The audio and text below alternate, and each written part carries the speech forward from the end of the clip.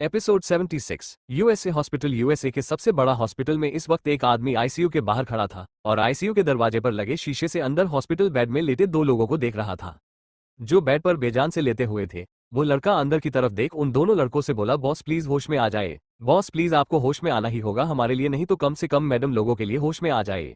हम लोग उनसे ज्यादा दिन तक ये सच्चाई नहीं छुपा पाएंगे। अगर उनको गलती से भी आप दोनों की कंडीशन के बारे में पता लगा तो उन दोनों को कुछ भी हो सकता है। आप जानते हैं बॉस, वो दोनों सिर्फ आपके लिए जीती है। प्लीज बॉस, आपको खुद से लड़ना होगा। वो लड़का शीशे पर हाथ रख अंदर लेटे हुए दो लोगों को देख रहा था। ये दो लोग कोई और नहीं देवांश और आदिल थे जो मशीनों से घिरे हुए थे। देवांश और आदिल के सिर पर पट्टी बंधी हुई थी, देवांश के लेफ्ट हैंड पर भी पट्टी बंधी हुई थी और दोनों हॉस्पिटल बेड पर लेटे हुए थे। उन दोनों की कोई मूवमेंट नहीं हो रही थी, बस सामने लगे मॉनिटर पर उनकी हार्ट बीट चलती हुई दिख रही थी। बाहर खड़ा डेविड अंदर पड़े अपने दोनों बॉस को देख रहा था कि तभी उसका फोन रिंग होता है। डेविड अपने जेब से अपना फोन निकालकर चेक करता है तो उसमें लिटिल मास्टर नाम को देख डेविड के माथे पर बल पड़ जाते हैं। डेविड एक नजर अंदर की तरफ देखता है और फिर फोन की तरफ लंबी सांस लेकर खुद को नॉर्मल कर फोन रिसीव कर नॉर्मली कहता है, यस लिटिल मास्टर। दूसरी तरफ से आयांश की आवाज आती है, डेविड ब्रो कहाँ है? मैं कब से आदिल भाई और ब्रा को कॉल करने की कोशिश कर रहा हूँ लेकिन उनका फोन स्विच ऑफ क्यों बता रहा है और यह कुंज भी फोन क्यों नहीं उठा रहा है? भाभिया कहाँ है? डेविड आयांश की बात सुन अपने सिर पर हाथ रखता है और फिर एक नजर अंदर की तरफ देख कहता है, लिटिल मास्टर बॉस तो अभी यहाँ नहीं है। बॉस लेडी बॉस के साथ तो बाहर आउट ऑफ इंडिया घूमने गए हैं, इसलिए शायद उनका फोन नहीं लग रहा होगा। आयांश डेविड की बात सुन बोला, अच्छा कब गए वो लोग? डेविड बोला, लिटिल मास्टर 2 दिन पहले ही गए, आपको उनसे कुछ काम था। आयांश दूसरी तरफ से बोला, हाँ अच्छा ठीक है भाई, और ब्रो जब वापस आएंगे तो मुझे इन्फॉर्म कर देना, मुझे उन्हें कुछ बताना है। डेविड कहता है, any problem little master? Aayansh दूसरी तरफ से बोला, नहीं प्रॉब्लम कुछ नहीं है, बस उन्हें कुछ सरप्राइज देना था। सरप्राइज? डेविड के मुंह से निकला। आयांश हाँ कहते हुए बोला, हाँ सरप्राइज, लेकिन सॉरी मैं तुम्हें नहीं बता सकता, मैं सबसे पहले ब्रो और भाई को बताना चाहता हूँ। डेविड और कुछ नहीं कहता है। वो आयांश से बोला, ठीक है लिटिल मास्टर बॉस, जब वापस आ जाएंगे तो मैं उन्हें बता दूंगा कि आपकी कॉल आई थी और वो आपसे बात करना चाहते हैं। आयांश ओके करके कॉल कट कर देता है और डेविड एक नजर फोन की तरफ देख फिर से आईसीयू के दरवाजे से अंदर की तरफ देख बोला, कैसे बताऊं लिटिल मास्टर बॉस का फोन क्यों नहीं लग रहा? प्लीज गॉड कुछ चमत्कार कर दीजिए ना, कुछ तो ऐसा कर दीजिए जो दोनों वापस होश में आ जाए। इंडिया कुंज चाहत और सना को लेने डी के बंगला आ गया था। सना और चाहत अब तक रेडी हो गई थी और उन्होंने ब्रेकफास्ट भी कर दिया था। वो दोनों बंगले से बाहर निकले थे कि उन्हें बाहर कुंज दिख जाता है। कुंज को देख सना और चाहत कार की तरफ बढ़ जाती है। कुंज कार की बैक सीट का दरवाजा खुलता है तो सना और चाहत अंदर बैठ जाती है। कुंज एक नजर बॉडीगार्ड की तरफ देख कुछ इशारा करता है और फिर खुद पर ड्राइवर सीट पर बैठ गाड़ी डी के बंगले से कॉलेज की तरफ बढ़ा देता है। उसके पीछे बॉडीगार्ड की कार भी चलने लगती है। कुंज कार ड्राइव करते हुए फ्रंट मिरर से पीछे बैठी सना और चाहत को देखता है, जिनके फेस में अब कोई टेंशन नहीं थी बल्कि चमक थी। कुंज जब सुबह पीहू को छोड़ने स्कूल जा रहा था तो उसने देखा था कि सना और चाहत अपना फोन पकड़े किस तरह से बेचैन हो रही थी। देवांश और आदिल के कॉल मैसेज का इंतजार कर रही थी। कुंज ने उन्हें देवांश और आदिल बनकर जब मैसेज किया तो अब उनके चेहरे पर उदासी नहीं एक चमक थी, जिसे देख कुंज की पकड़ स्टीयरिंग व्हील में कस जाती है। वो जानता था वो जो कर रहा है वो गलत है। अपने बॉस की सच्चाई छुपकर वो अपनी लेडी बॉस को धोखे में रख रहा है, लेकिन उसके पास अभी फिलहाल ये करने के अलावा कोई रास्ता नहीं था, क्योंकि वह देवांश और आदिल की हालात के बारे में उन दोनों को नहीं बता सकता था। क्योंकि देवांश और आदिल पहले तो इंडिया में नहीं थे और दूसरा वो लोग होश में भी नहीं थे, कोमा में थे, और अगर चाहत और सना को उनके बारे में पता चलता तो कुंज जानता था वो दोनों बुरी तरह से टूट जाती और वो अपनी लेडी बॉस को ऐसे टूटे नहीं दे सकता था। भले आदिल और देवांश कोमा में थे, लेकिन कहीं ना कहीं कुंज जानता था कि चाहत और सना आदिल की ताकत है और उन्हीं के लिए वो दोनों खुद से लड़कर अपने दिमाग से लड़कर खुद को होश में लाने की पूरी कोशिश करेंगे और उसे पता था एक ना एक दिन ये जरूर होगा, वो दोनों बहुत जल्द होश में आएंगे। इसलिए वो बस अब सारी चीज गॉड पर छोड़ दिया था। कुंज ये सब सोच ड्राइव करने लगता है। करीब आधे घंटे की ड्राइव करने के बाद कुंज की कार कॉलेज पार्किंग पर रुकती है। कार के रुकते ही कुंज कार से बाहर आता है और बैक सीट का डोर ओपन करता है। चाहत बाहर आती है तो दूसरी तरह से सना कार का डोर ओपन कर बाहर आ जाती है। कॉलेज के स्टूडेंट सना और चाहत को इतनी महंगी कार आते देख सब उन्हें देखने लगते हैं। जहां लड़के कार को देख रहे थे, दो वही लड़कियों की नजर कुंज में थी, क्योंकि कुंज दिखने में काफी हैंडसम था। लेकिन वो बिना किसी को नजर उठाए बिना चाहत और दोनों को देखकर कहता है, मैम जब आप दोनों का पेपर खत्म हो जाए आप मुझे कॉल कर दीजिएगा, मैं यही आपका वेट कर रहा हूँ। चाहत और सना हाँ में अपना सिर हिला देती है और फिर अंदर की तरफ चली जाती है। कुंज उन दोनों को जाते हुए देखता है। सारे भी बच्चे कॉलेज के अंदर जाने लगते हैं। वहां अब कुछ सीनियर लड़की लड़के खड़े थे। वो सीनियर लड़कियां कुंज को ताड़े जा रही थी और कुंज उन सब की घूरती नजर खुद के ऊपर महसूस कर रहा था, लेकिन वो कुछ नहीं करता। हाँ अगर ये उनकी मैम का कॉलेज नहीं होता तो शायद वो उन्हें जरूर अपनी डार्क नजरों से देखता, लेकिन वो अपनी मैम के कॉलेज में किसी भी प्रकार का बवाल नहीं करना चाहता था, इसलिए वो अपनी कार से टिक अपने फोन को देखने लगता है। कुंज अभी अपने फोन को देख ही रहा था कि तभी उसके पास एक लड़की आती है जिसने एक शॉर्ट ड्रेस पहनी हुई थी जो उसकी थाई तक ही आ रही थी। वो लड़की बड़े स्टाइल से कुंज के पास आ बोली, हेलो हैंडसम। कुंज लड़की की आवाज सुन अपना सिर उठा अपने सामने खड़ी लड़की को देखता है और फिर अपने अगल बगल नजरें घुमाता है, जिसे देख लड़की बोली मैं तुमसे ही बात कर रही हूँ हैंडसम। कुंज लड़की को देखने लगता है। वो लड़की अपना हाथ आगे कर बोली हेलो मेरा नाम अलीशा है। कुंज अलीशा का हाथ देखता है और फिर उसे कुंज अपने दोनों हाथों को जोड़ नमस्ते करता है। अलीशा कुंज के हाथों को जुड़े देख उसे अजीब नजरों से देखती है और फिर अपना हाथ पीछे कर इधर उधर देखती है। अलीशा कुंज को देख बोली हे हैंडसम तुमने कभी सुना नहीं है कब कोई अपना नाम बताए तो तुम्हें भी रिटर्न में हाथ मिला अपना नाम बताना चाहिए। कुंज बिना उस लड़की की तरफ देखे बोला किसने कहा आपसे ऐसा कि कोई नाम बताए तो हम भी उसे अपना नाम बताए जब हमें सामने वाले प्रश्न से बात करने में इंटरेस्ट ना हो। अलीशा कुंज को देख बोली इंटरेस्ट नहीं हो तो हो सकता है अगर समाने वाल प्रश्न चाहे तो। कुंज बोला हाँ लेकिन मैं नहीं चाहता तुमसे बात करना इसलिए आप जा सकती हैं। अलीशा को कुंज की बातें पसंद नहीं आती फिर भी वो कुंज को देख प्यार से कहती है क्या आपकी कोई गर्लफ्रेंड है। कुंज ना कहता है जिसे सुन अलीशा खुश होते हुए बोली वाह ग्रेट मेरा भी कोई बॉयफ्रेंड नहीं है अगर तुम चाहो तो हम। अभी अलीशा ने इतना कहा ही था कि कुंज अपने हाथ अलीशा को दिखा बोला गर्ल्स फ्रेंड नहीं है लेकिन वाइफ है। अब आप इतनी भी बेकार लड़की तो नहीं होंगी कि एक शादीशुदा इंसान को बॉयफ्रेंड बनाएंगी। आपका पता नहीं पर मैं ऐसा इंसान नहीं हूं इसलिए आप प्लीज यहां से जाइए और किसी और पर ट्राई कीजिए। अलीशा कुंज के हाथ में वेडिंग रिंग देख उसे देखने लगती है और फिर उसकी बात सुन अपना सिर झुका सॉरी बोल वहां से चली जाती है। कुंज एक नजर अलीशा को जाते हुए देखता है और फिर बिना भाव के अपने फोन को देखने लगता है। उधार कॉलेज के अंदर सना और चाहत जैसे भी एग्जामिनेशन हॉल में पहुंचती है वहां आधे से ज्यादा बच्चे हाल में बैठ चुके थे। सना और चाहत भी अंदर अपनी अपनी सीट में बैठ जाती है। 15 मिनट बाद प्रोफेसर आते हैं, सबको कॉपी पकाने लगते हैं। कुछ देर बाद सना और चाहत पेपर सॉल्व करने लगती है। वो दोनों बिना इधर उधर देख अपने पेपर सॉल्व करने पर लगी थी। उन दोनों का माइंड अब एकदम से फ्रेश था। सुबह उन दोनों के दिमाग में देवांश और आदिल की टेंशन सता रही थी, लेकिन जब से उन दोनों के पास कुंज का भेजा हुआ मैसेज आया था तब से दोनों का माइंड एकदम फ्रेश था और वह दोनों अब सिर्फ अपने पेपर पर फोकस कर रही थी। करीब 2 घंटे बाद दोनों का पेपर छूटता है। सना और चाहत आगे प्रोफेसर को अपनी आंसर शीट देती है और फिर एग्जामिनेशन हॉल से निकल बाहर की तरफ जाने लगती है। सना और चाहत अभी कॉलेज के कॉरिडोर से गुजर ही रही थी कि तभी सना को अजीब सा फील होता है। सना वहां से भागते हुए वॉशरूम की तरफ जाती है। चाहत सना को भागते हुए देखा खुद भी उसके पीछे चली जाती है। सना जैसे ही वॉशरूम के अंदर आती है वो वॉमिटिंग करने लगती है। चाहत अंदर आती और सना को उल्टी करता देख उसके पास आती और उसकी पीठ पर रब करने लगती है। सना उल्टी कर अपने मुंह में पानी भर कुला करती है और फिर अपने मुंह को पानी से धोती है। चाहत सना को देख परेशान होते हुए बोली सना तुम्हारी तबीयत ठीक तो है ना। सना मिरर से चाहत को दिख अपनी पलकें झपकाते हुए बोली हाँ चाह मेरी तबीयत ठीक है, पता नहीं क्यों अजीब सा फील हो गया था, शायद सुबह कुछ ज्यादा ही खाना खिला दिया तुमने मुझे, हजम नहीं हुआ इसलिए ऐसा हो गया। चाहत सना के चेहरे को देखती है जो पीला पड़ चुका था। चाहत सना को देख बोली सना तू पक्का ठीक है ना, तेरा चेहरा भी पीला पड़ चुका है। सना चाहत की तरफ मुड़ उसका हाथ पकड़ बोली चाह मैं बिल्कुल ठीक हूँ, सच बोल रही हूँ, मैंने कभी इतना ज्यादा ब्रेकफास्ट नहीं किया था और तुमने मुझे आज कुछ ज्यादा ही खिला दिया था और फिर हम एग्जामिनेशन हॉल में इतने टाइम बैठे रहे जिसकी वजह से शायद मेरा खान हजम नहीं हुआ इसलिए मुझे वोमिटिंग हो गई, तुम डरो मत मैं ठीक हूँ। चाहत सना को देखती है और फिर हाँ में अपना सिर हिला देती है। सना चाहत को देखकर मुस्कुरा के बोली अब मुझे ऐसा देखना बंद करो, चलो कुंज भाई बाहर वेट कर रहे होंगे।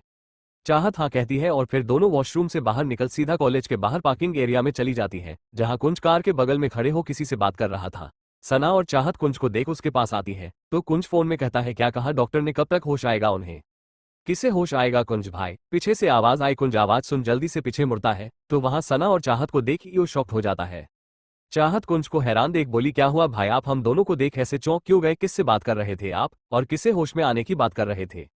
कुंज चाहत की बात सुनता है तो उसके भाव बदला जाते हैं। सना कुंज को देख बोली भाई क्या हुआ, आप चुप क्यों है, चाह आपसे कुछ पूछ रही है। कुंज सना की आवाज से अपने होश में आ खुद के एक्सप्रेशन बदल चाहत और सना को देख बोला कुछ नहीं मैम, वो मेरा एक दोस्त है, उसके दादाजी अचानक बेहोश हो गए थे, मैं बस उसी से बात कर रहा था और उससे उनके होश में आने के बारे में पूछ रहा था कि डॉक्टर ने क्या कहा, उसके दादाजी को कब तक होश आएगा, वो बहुत परेशान है, वो अकेला है हॉस्पिटल में इसलिए उसे डर लग रहा है। चाहत कुंज की बात सुन बोली भाई आपके दोस्त से कहिए कि वो घबराए नहीं, उसके दादाजी को कुछ नहीं होगा, वो जल्दी ठीक हो जाएंगे। कुंज चाहत को देख बोला जी मैम मैं कह दूंगा, अभी तो उसका फोन कट गया, जब दोबारा आएगा तो मैं उसे। कुंज ने अभी इतना कहा ही था कि उसका फोन बज उठा। कुंज ने फोन की तरफ देखा तो उसके माथे में बल पड़ जाते हैं, कॉल डेविड का था। चाहत कुंज को परेशान देख बोली क्या हुआ भाई, आपके दोस्त का फोन है। कुंज चाहत को देख हाँ जी बोल उसे देखने लगता है और फिर जल्दी से बोला हाँ मैम उसी का है, मैं उससे बात।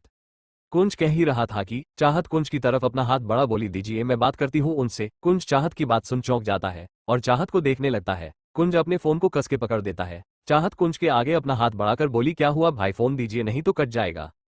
कुंज चाहत को देखता है, उसकी पकड़ फोन में कसी हुई थी, वो चाहत की तरफ फोन नहीं बढ़ता है, जिसे देख चाहत कुंज को देखती है और फिर उसके हाथ से खुद ही फोन के लेती है। कुंज चाहत को रोकता या कुछ कहता उससे पहले ही चाहत कॉल पिक कर अपने कान में लगा देती है। कुंज कस के अपनी आंखें बंद कर देता है। उसका दिल तेजी से धड़कने लगा था, वो अंदर से डर गया था। कुंज अपनी हाथों की मुट्ठी कस अपनी आंखें बंद किए हुए खड़ा था कि तभी कुंज के कानों में चाहत की आवाज पड़ती है। हेलो भैया, मैं कुंज भाई की बहन चाहत बात कर रही हूँ। कुंज चाहत की बात सुन अपनी आंखें झट से खोल देता है और चाहत को देखने लगता है। दूसरी तरफ से यूएसए में डेविड, जो इस वक्त आईसीयू के अंदर देवांश और आदिल के पास बैठा था, वो अपने फोन में आए अपनी लेडी बॉस की आवाज सुन चौंक जाता है और उसके हाथ से अचानक उसका फोन गिर जाता है, जिससे उसके फोन का स्पीकर ऑन हो जाता है।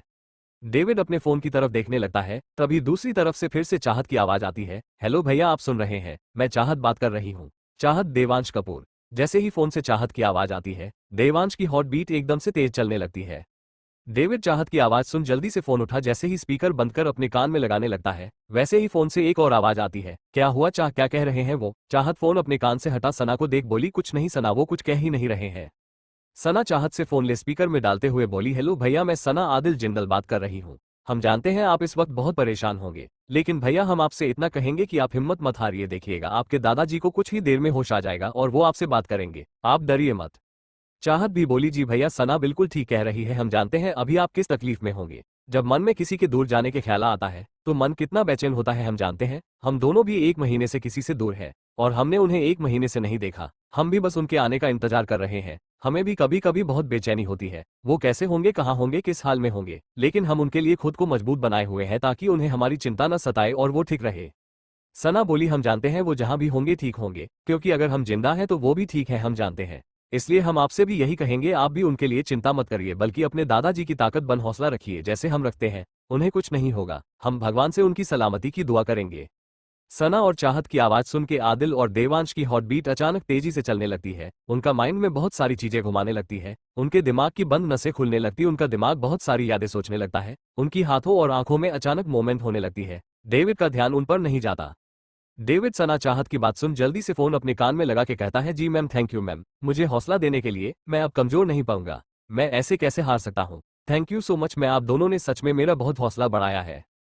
सना चाहत मुस्कुरा जाती है, कुंज भी फोन को देखने लगता है। सना कहती है, भैया थैंक यू मत कहिए, ये तो हमारा कर्तव्य था। आप इस वक्त हॉस्पिटल में अकेले हैं और घबरा रहे हैं, कुंज भाई ने बताया, इसलिए हमने तो बस आपको हिम्मत दी, इस मुश्किल घड़ी में लड़ने का हौसला दिया है। बाकी सब भगवान जी देख लेंगे, आप चिंता मत करिए। जी मैम, डेविड इतना बोल कॉल कट कर देता है। चाहत कुंज की तरफ फोन पकड़ा बोली, भाई आप भी ज्यादा टेंशन मत लीजिए, आपके दोस्त के दादाजी बहुत जल्द ठीक हो जाएंगे। कुंज हल्का मुस्कुरा के चाहत के हाथ से अपना फोन ले अपना सिर हिला देता है। कुंज सना और चाहत को कार में बैठा देता है और खुद ड्राइविंग सीट में बैठ कार स्टार्ट कर कॉलेज से निकल जाता है। यूएसए डेविड कॉल काटने के बाद अपने फोन में देख बोला, मैम आप दोनों की प्रार्थना गॉड जल्दी सुन ले और मेरे दोनों बॉस जल्दी होश में आ जाए। डेविड अपनी 2 उंगलियों को अपने माथे से लगा के अपने लेफ्ट और राइट सीने में टच कर देता है।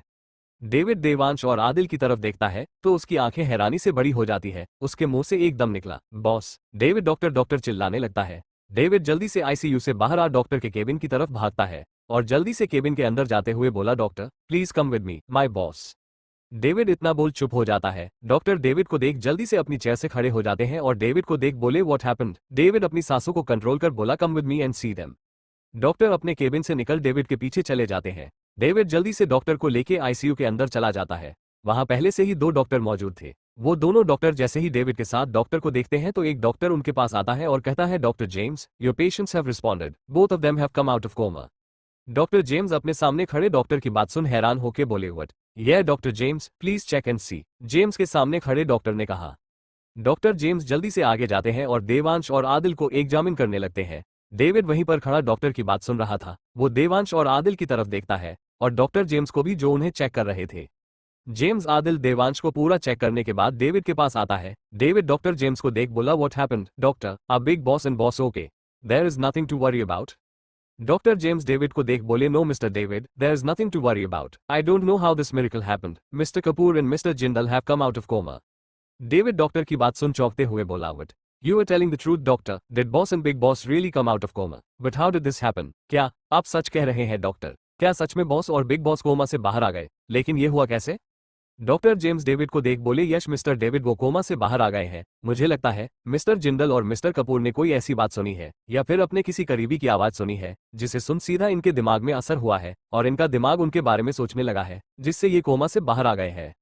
डेविड डॉक्टर को बात सुनता है तो उसे याद आता है उसने अभी थोड़ी देर पहले कुंज को फोन किया था, जिसे उसकी लेडी बॉस ने पिक किया था। होना ना हो उन दोनों की आवाज सुन देवांश और आदिल कोमा से बाहर आए होंगे। डेविड खुश होकर डॉक्टर से बोला, doctor, when will both my bosses regain consciousness? Doctor बोले, मिस्टर कपूर और मिस्टर जिंदल को सुबह तक होश आ जाएगा। होश में आने के बाद हम इन्हें थोड़े बहुत चेक करेंगे। अगर इन दोनों की कंडीशन ठीक रही तो आप उन्हें घर लेके भी जा सकते हैं। डेविड हाँ कहता है। डॉक्टर डेविड से बोले, मिस्टर डेविड, हम इन्हें जर्नल वार्ड में शिफ्ट कर रहे हैं। आप वहां इन्हें मिल सकते हैं, अभी आप बाहर जाइए। डेविड जल्दी से अपना सिर हिला देता है। आईसीयू से बाहर चला जाता है। डेविड बाहर आ खुश हो कुंज को फोन करने लगता है। डेविड फोन को अपने कान में लगते हुए कहता है, कुंज पिकअप द फोन, मुझे तुम्हें खुशखबरी सुनाई है। डेविड कुंज को कॉल करता है, लेकिन कुंज पीहू को स्कूल लेने गया हुआ था और उसका फोन कार में था, जिसकी वजह से कुंज कॉल रिसीव नहीं कर पाता है। डेविड अपने फोन को देख बोला, ये कुंज भाई कहाँ है? मेरा फोन क्यों नहीं उठा रहे? एक बार और ट्राई करता हूँ। इतना बोल डेविड फिर से कुंज को कॉल करने लगता है, लेकिन तभी वो कॉल कट कर देता है और खुद से कहता है, नहीं, मैं कुंज भाई को अभी ये नहीं बताऊंगा, मैं उन्हें सरप्राइज दूंगा। वैसे भी डॉक्टर ने कहा है कल तक दोनों बॉस के होश आ जाएगा, और अगर उनकी कंडीशन ठीक रही तो मैं उन्हें कल ही इंडिया लेके सबको सरप्राइज दूंगा। डेविड ये बोल खुश हो अपना फोन जेब में रख देवांश और आदिल के वार्ड की तरफ चला जाता है, जहां आदिल और देवांश को शिफ्ट कर दिया गया था। 2 दिन बाद इंडिया डी के बंगलो। अभी सुबह के 8 बज गए थे। सना, चाहत, पीहू और कुंज डाइनिंग टेबल में बैठ नाश्ता कर रहे थे। चारों बिना कुछ कहे खाना खा रहे थे। थोड़ी देर बाद चारों का खाना फिनिश हो जाता है। आज संडे था, इसलिए आज पीहू की भी छुट्टी थी। सना और चाहत के तो पेपर खत्म होने के बाद कॉलेज की छुट्टी पड़ी हुई थी। चारों लिविंग हॉल में आके सोफे में बैठ जाते हैं। कुंज अपना फोन लिए थोड़ा साइड में आ डेविड को कॉल करने पर लगा था। कुंज डेविड को 2 दिनों से कॉल करने पर लगा था, लेकिन वो था जो कॉल ही नहीं उठा रहा था, जिसके कारण कुंज को टेंशन हो रही थी। कुंज दोबारा कॉल करने के लिए जैसे ही फोन अपने कान में लगाता है, तभी डोर बेल बजता है। कुंज, सना, चाहत और पीहू चारों की नजर डोर की तरफ जाती है। एक मेड दरवाजा खोल सामने देख साइड हो जाती है। इधर लिविंग हॉल में बैठे चारों लोग, जिनकी नजर डोर की तरफ ही थी, डोर में खड़े लोगों को देख सब हैरान हो जाते हैं। सना और चाहत सोफे से एकदम खड़े हो जाती है। कुंज के हाथ से उसका फोन छूट जाता है। तीनों हैरानी से डोर में खड़े लोगों को देख रहे थे। सना और चाहत की आंखों में अचानक तेजी से आंसू गिरने लगते हैं। चाहत जल्दी से भागते हुए दरवाजे के पास आती है और वहां पर खड़े एक शख्स के गले लग जाती है। वो शख्स चाहत के अचानक गले लगाने से एकदम से 2 कदम पीछे हो जाता है और अपना एक हाथ चाहत की कमर में रख लपेट देता है और चाहत को जमीन से ऊपर उठा देता है। चाहत उसे शख्स को कस के पड़ते हुए बोली, आप इतने दिन कहाँ थे वंश? मैंने आपको कितना मिस किया, आप लोगों की बहुत याद आती थी। आपने हमें बहुत इंतजार करवाया। आप जानते हैं हम लोगों ने कैसे खुद को मजबूत बनाए रखा था। देवांश चाहत की बात सुन हल्का मुस्कुरा जाता है और वो भी उसे अपने दोनों हाथों से कस के गले लगा देता है और फिर उसके बालों में हाथ रख कहता है, मैंने भी तुम्हें बहुत मिस किया स्नोवी। चाहत देवांश की बात सुन रोने लगती है। वो आज कितनी दिनों बाद देवांश की आवाज सुन रही थी। चाहत देवांश के गले लग रोए जा रही थी। देवांश कुछ देर बाद चाहत को अपने सीने से बाहर निकलता है और फिर उसके आंसू पोंछना में अपना सिर हिला बोला, स्नोवी तुम रो क्यों रही हो? मैं अब आ तो गया और देखो ठीक ठाक हूं मैं। चाहत देवांश को ऊपर से नीचे तक देखती है। देवांश के लेफ्ट हैंड पर गर्म पट्टी और माथे पर बैंडेज लगा हुआ था। चाहत देवांश के हाथ और माथे को छूते हुए बोली, आप ठीक है? आपको ये चोट कैसे लगी? देवांश हाँ में अपना सिर हिला बोला, हाँ स्नोवी मैं ठीक हूं, तुम्हें देख नहीं रहा। फिर ये चोट आपको ये चोट कैसे लगती? चाहत ने देवांश के सिर की तरफ इधर करते हुए कहा। देवांश चाहत को ऊपर उठा देता है। चाहत देवांश के कमर पर अपने दोनों पैर लपेट देती है। देवांश चाहत को लेकर अंदर ले जाते हुए बोला, लंबी कहानी है, बाद में बताऊंगा। देवांश चाहत को देखता है। चाहत हाँ में अपना सिर हिला देती है। देवांश आगे देखता तो उसकी नजर अचानक सना पर जाती है और उसके कदम रुक जाते हैं। देवांश पीछे की तरफ देखता है। आदिल दरवाजे पर ही खड़ा था, जिसे देख देवांश कहता है, आदि अंदर आ जाओ। आदिल देवांश की बात सुन उसे देखता है और फिर हाँ बोल अंदर आता है। वो पूरे घर को देखने लगता है। सना बस आदिल को ही देखे जा रही थी। आदिल चारों तरफ देखता है, फिर उसकी नजर भी सना पर जाती है। आदिल सना को देख अपनी जगह पर रुक जाता है और उसे गौर से देखने लगता है। सना अपनी नम आंखों में आंसू थे और वह अपने आंसू भरी आंखों से बस आदिल को देख रही थी। आदिल सना को बहुत अजीब नजरों से देखता है। सना अपने भारी कदमों से आदिल के पास आती है। आदिल सना को अपने पास देख उसे गौर से देखता है। सना रोते हुए आदिल के पास आती है और सीधे उसके गले लग जाती है। आदिल सना के अचानक गले लगाने से हैरान हो जाता है। वो सना को देखता है और फिर देवांश की तरफ। देवांश बस अपनी पलकें झपकर देता है। आदिल देवांश को देखता है और फिर उसकी कमर पर हाथ रख देता है। आदिल के गले लगाने से सना और जोर से रोने लगती है। आदिल को सना इस तरह रोना बहुत अजीब लग रहा था। उसे पता नहीं क्यों, लेकिन सना के ऐसे रोने से अपने सीने में दर्द हो रहा था, लेकिन उसके चेहरे पर सना का उसके सीने से लगकर रोने से हैरानी वाले भाव भी थे। आदिल बहुत कंफ्यूज लग रहा था। आदिल सना को अपने सीने से अलग कर उसे एकटक देखने लगता है। सना का पूरा चेहरा आंसुओं से भरा हुआ था। आदिल सना के आंसू देखते हुए भी उसके आंसू पोंछने के लिए हाथ नहीं उठाता है, बल्कि उसे देखता रहता है। सना को आदिल ऐसे देखने से अजीब लगता है। आदिल के माथे पर पट्टी बनी हुई थी। सना अपने कांपते हुए हाथ आदिल के सिर पर रख रोते हुए बोली, आप ठीक है ना सर? आपको ये चोट कैसे लगी? देवांश चाहत को सोफे पर बैठा देता है और फिर सना के पास आते हुए बोला, सना। सना देवांश की आवाज सुन उसकी तरफ देखती है देवांश सना की आंखों में आंसू देख उसके आंसू पोंछ बोला, सना मुझे तुमसे कुछ बात करनी थी। सना देवांश को देखने लगती है, फिर आदिल को। सना को बहुत अजीब लग रहा था। आदिल ने सना को कुछ नहीं बोला, उसका हाल चला कुछ नहीं पूछा, वो उसके बिना कैसे थी। आदिल ने उसे एक भी सवाल नहीं किया, यहाँ तक आदिल के चेहरे पर सना को देख खुशी के भाव की जगह सना को आदिल के चेहरे पर इसे देख कंफ्यूजन थी। सना देवांश को देखती है और रोते हुए उससे पूछती है, सर ये मिस्टर जिंदल मुझे ऐसे क्यों देख रहे हैं, जैसे मुझे जानते ही ना हो। देवांश सना की बात सुन उसके सिर पर हाथ रख बोला, क्योंकि वो सच में तुझे नहीं जानता, उसकी याददाश्त जा चुकी है, उसे तुम याद नहीं हो, उसे बाकी सब याद है, लेकिन तुम और चाहत उसे याद नहीं है, तुम्हारे साथ बिताए पल, तुम्हारी शादी, उसे कुछ याद नहीं है। सना और चाहत जैसे ही देवांश बात सुनती है, दोनों हैरान हो जाती है। सना अपने मुंह पर हाथ रख देवांश को देख बोली, आप झूठ बोल रहे हैं ना सर, बोलिए ना, ये झूठ है ना, ये मुझे कैसे भूल सकते हैं सर, इन्होंने मुझे तो वादा किया था ये मुझे कभी नहीं भूलेंगे, मुझे कभी छोड़कर नहीं जाएंगे, फिर ये ऐसे कैसे मुझे भूल सकते हैं। सना आदिल को देखती है और फिर अपने दोनों हाथ आदिल के गालों पर रख बोली, मिस्टर जिंदल आप मुझे नहीं भूले हैं ना, आप सर को बताइए ना कि आप मुझे नहीं भूले हैं, आप अपनी शानू को ऐसे कैसे भूल सकते हैं। आदिल सना के मुंह से शानू सुनता है तो उसके कानों में कुछ धुंधली याद आती है, जिसमें उसके कानों में एक आवाज गूंज रही थी, शानू बच्चा। आदिल अपने सिर पर हाथ रख देता है। सना आदिल को देख बोली, मिस्टर जिंदल क्या हुआ, आप ठीक तो हैं। आदिल सना को खुद से दूर कर गुस्से में बोला, कौन हो तुम, दूर रहो मुझसे, मैं तुम्हें नहीं जानता, और खुद को मेरी वाइफ कहना बंद करो। मेरी एक ही वाइफ थी साक्षी, जो मुझे अकेला छोड़ के जा चुकी है, इसलिए तुम जबरदस्ती मुझे अपनी वाइफ कहना बंद करो, समझी। सना आदिल के मुंह से साक्षी का जिक्र सुन उसे देखने लगती है, आदिल से दूर हो जाती है। सना अपने कदम आदिल से दूर लेने लगती है। ऐसा नहीं था कि सना को साक्षी से कोई प्रॉब्लम थी, उसे बस दुख इस बात का था कि उसने आदिल के अंदर जो खुद के लिए अलग जगह बनाई थी, आदिल उसे भुलाकर सिर्फ साक्षी को अपने दिल और दिमाग में याद किया था, और एक बार फिर उसे भूल गया था। सना को अपने सीने में दर्द हो रहा था। सना आंखों में आंसू लिए आदिल से दूर हो रही थी।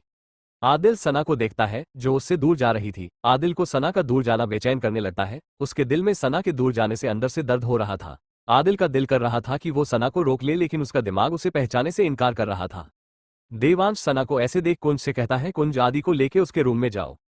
कुंज जो आदिल की बातें सुन हैरान होकर आदिल को देख रहा था। देवांश की आवाज सुन कुंज अपने होश में आता है और हाँ में अपना सिर हिला देता है और आदिल के पास आओ से लेके ऊपर उसके कमरे की तरफ जाने लगता है। आदिल की नजर सना पर थी, जो अब बेरवासी से नीचे जमीन को देखे जा रही थी। वो अब आदिल की तरफ नहीं देखती है। आदिल को सना को ऐसे देख बेचैनी होने लगी थी। उसके कदम नहीं हिल रहे थे। कुंज आदिल से कहता है, बॉस चलिए, आपको आराम की जरूरत है, प्लीज। आदिल कुंज की बात सुन उसकी तरफ देखता है और फिर ना चाहते हुए भी आदिल कुंज के साथ ऊपर अपने कमरे में चला जाता है। लेकिन आदिल ऊपर जाते हुए भी सना को देख रहा था। आदिल के जाने के बाद देवांश सना के पास जाता है और उसे अपने सीने से लगा देता है। सना जो खामोश होकर बस किसी भूत की तरह एक जगह में खड़े हो जमीन को भूले जा रही थी। देवांश के गले लगाने से सना देवांश को कस के पकड़ फूट फूट के रोने लगती है। देवांश सना के बालों को सहला उसे बस रोने देता है। देवांश जानता था सना इस वक्त कैसा महसूस कर रही होगी। चाहत सना को रोता देखती है तो उसकी आंखों में भी आंसू आ जाते हैं और वो भी सना के पास आ उसकी पीठ पर रब करने लगती है। सना रोते हुए कहती है, आखिर क्यों सर, क्यों हर बार भगवान मेरी परीक्षा लेते हैं, मैं जिससे प्यार करती हूँ वो सब क्यों हर बार मुझसे दूर हो जाते हैं। जब भी मुझे किसी की मोहब्बत मिलती है, केयर, साथ मिलता है, तो हर बार क्यों वो कुछ दिन मेरे नसीब में होने के बाद मुझसे छीन जाते हैं। क्या मैं इतनी बुरी हूँ जो मुझे किसी का प्यार ठीक से नसीब भी नहीं होता। देवांश सना को खुद से दूर कर उसके आंसू पोंछ बोला, नहीं सना, तुम बुरी नहीं हो, तुम तो बहुत अच्छी हो, एक अच्छी दोस्त, एक अच्छी बहन, एक अच्छी बेटी, एक अच्छी बीवी, तुम हर उसमें परफेक्ट हो। बच्चा, जनता हूँ अभी तुम जिस दर्द से गुजर रही हो हम उसे नहीं समझ सकते हैं, लेकिन तुम चिंता मत करो, देखना तुम आदिल को बहुत जल्द सब याद आ जाएगा। डॉक्टर ने कहा है कि सर में छूट लगने उसके दिमाग की कुछ नशे ब्लॉक हो गई है, जिसकी वजह से वो अपने पीछे कुछ सालों को भूल गया है, लेकिन अगर वो अपनों के बीच रहेगा तो बहुत जल्द उसे सब याद आ जाएगा। और मुझे पता है, भले ही आदि का दिमाग तुम्हें याद नहीं हो, लेकिन मुझे पूरा यकीन है उसके दिल में तुम ही हो, उसका दिल तुम्हें पहचानता होगा, उसके दिल में तुम्हें देख कुछ तो एहसास हुआ होगा, लेकिन दिमाग के तुम्हें भूलने के कारण वो तुम्हें पहचानने से इनकार कर रहा है। लेकिन अब ये तुम्हारे हाथ में सना, तुम ही आदिल को सब याद दिला सकती हो, अपना प्यार, एक दूसरे का साथ, टीम दोनों की वो सारी अच्छी यादें जो तुम दोनों जिए हैं वो सब तुम फिर से उसे याद दिला सकती हो। सना देवांश को देखती है। देवांश सना को देख बोला, तुम मेरी सबसे स्ट्रॉन्ग स्टूडेंट हो, मैं जानता हूं तुम हार नहीं मानोगी। चाहत देवांश की बात सुन उसे कहती है, वंश ये सब आखिर कैसे हुआ, आदि भाई की यादाश्त कैसे गई, तुम दोनों को इतनी चोटें लगी कैसे, आखिर हुआ क्या था तुम दोनों के साथ। सना भी चाहत का साथ देते हुए देवांश से रोते हुए बोली, हाँ सर, मुझे भी जानना है, आखिर मिस्टर जिंदल मुझे कैसे भूल क्या हुआ था ऐसा। देवांश सना और चाहत की बात सुन उन दोनों को देखने लगता है। उसकी आंखों के सामने 1 महीने पहले की कुछ सीन्स घूमने लगते हैं। देवांश वो सब याद करते हुए अपनी आंखें बंद कर देता है, उसकी हाथों की मुट्ठी कस जाती है। 1 महीने पहले आदिल और देवांश शिमला से सीधे मुंबई के लिए निकले थे। वो लोग वहां राघव से अपना बदला लेने के लिए निकले थे। राघव शिमला आया तो था, लेकिन कुछ प्रॉब्लम की वजह से वापस मुंबई चला गया था। आदिल और देवांश का प्लान तो उसे यहीं मारने का था, लेकिन शायद राघव की किस्मत थी कि उसे उसी शहर पर मरना था जहां से सब स्टार्ट हुआ था। राघव को जब अपने भाई सम्राट के बारे में पता चला था तो वो उसके लिए आया था। देवांश ने सम्राट को जेल भेज दिया था और राघव सम्राट को छुड़ाने के लिए ही शिमला आया हुआ था। लेकिन वो इससे पहले सम्राट को छुड़ाने पुलिस स्टेशन जाता तभी मुंबई से कॉल आया था कि उनका जो माल कंटेनर था वो आधे रास्ते से ही गायब हो गया है, जिसे सुन राघव के होश उड़ जाते हैं। राघव का माल का कंटेनर करोड़ों का था और अचानक किसी ने उसे गायब कर दिया था, जिससे राघव का बहुत लॉस हो गया था, जिसकी वजह से राघव सम्राट को छुड़ाने से पढ़कर उसे अपने नुकसान की चिंता थी। इसलिए उसने बिना सम्राट से मिले सीधा रातों रात अपनी फ्लाइट मुंबई के लिए बुक कर दी थी और मुंबई चला गया। देवांश और आदिल भी मुंबई ही गए हुए थे। वह दोनों राघव को मारने का प्लान बना रहे थे। उनके साथ कई बॉडीगार्ड भी उनके साथ थे। देवांश ने राघव के विला का मैप पकड़ा हुआ था। उसने अपने सारे बॉडीगार्ड के साथ मिलकर प्लान बनाया कि वो लोग किस किस जगह से राघव के घर के अंदर इंटर करेंगे और उसे चारों तरफ से घेर कर अटैक करेंगे।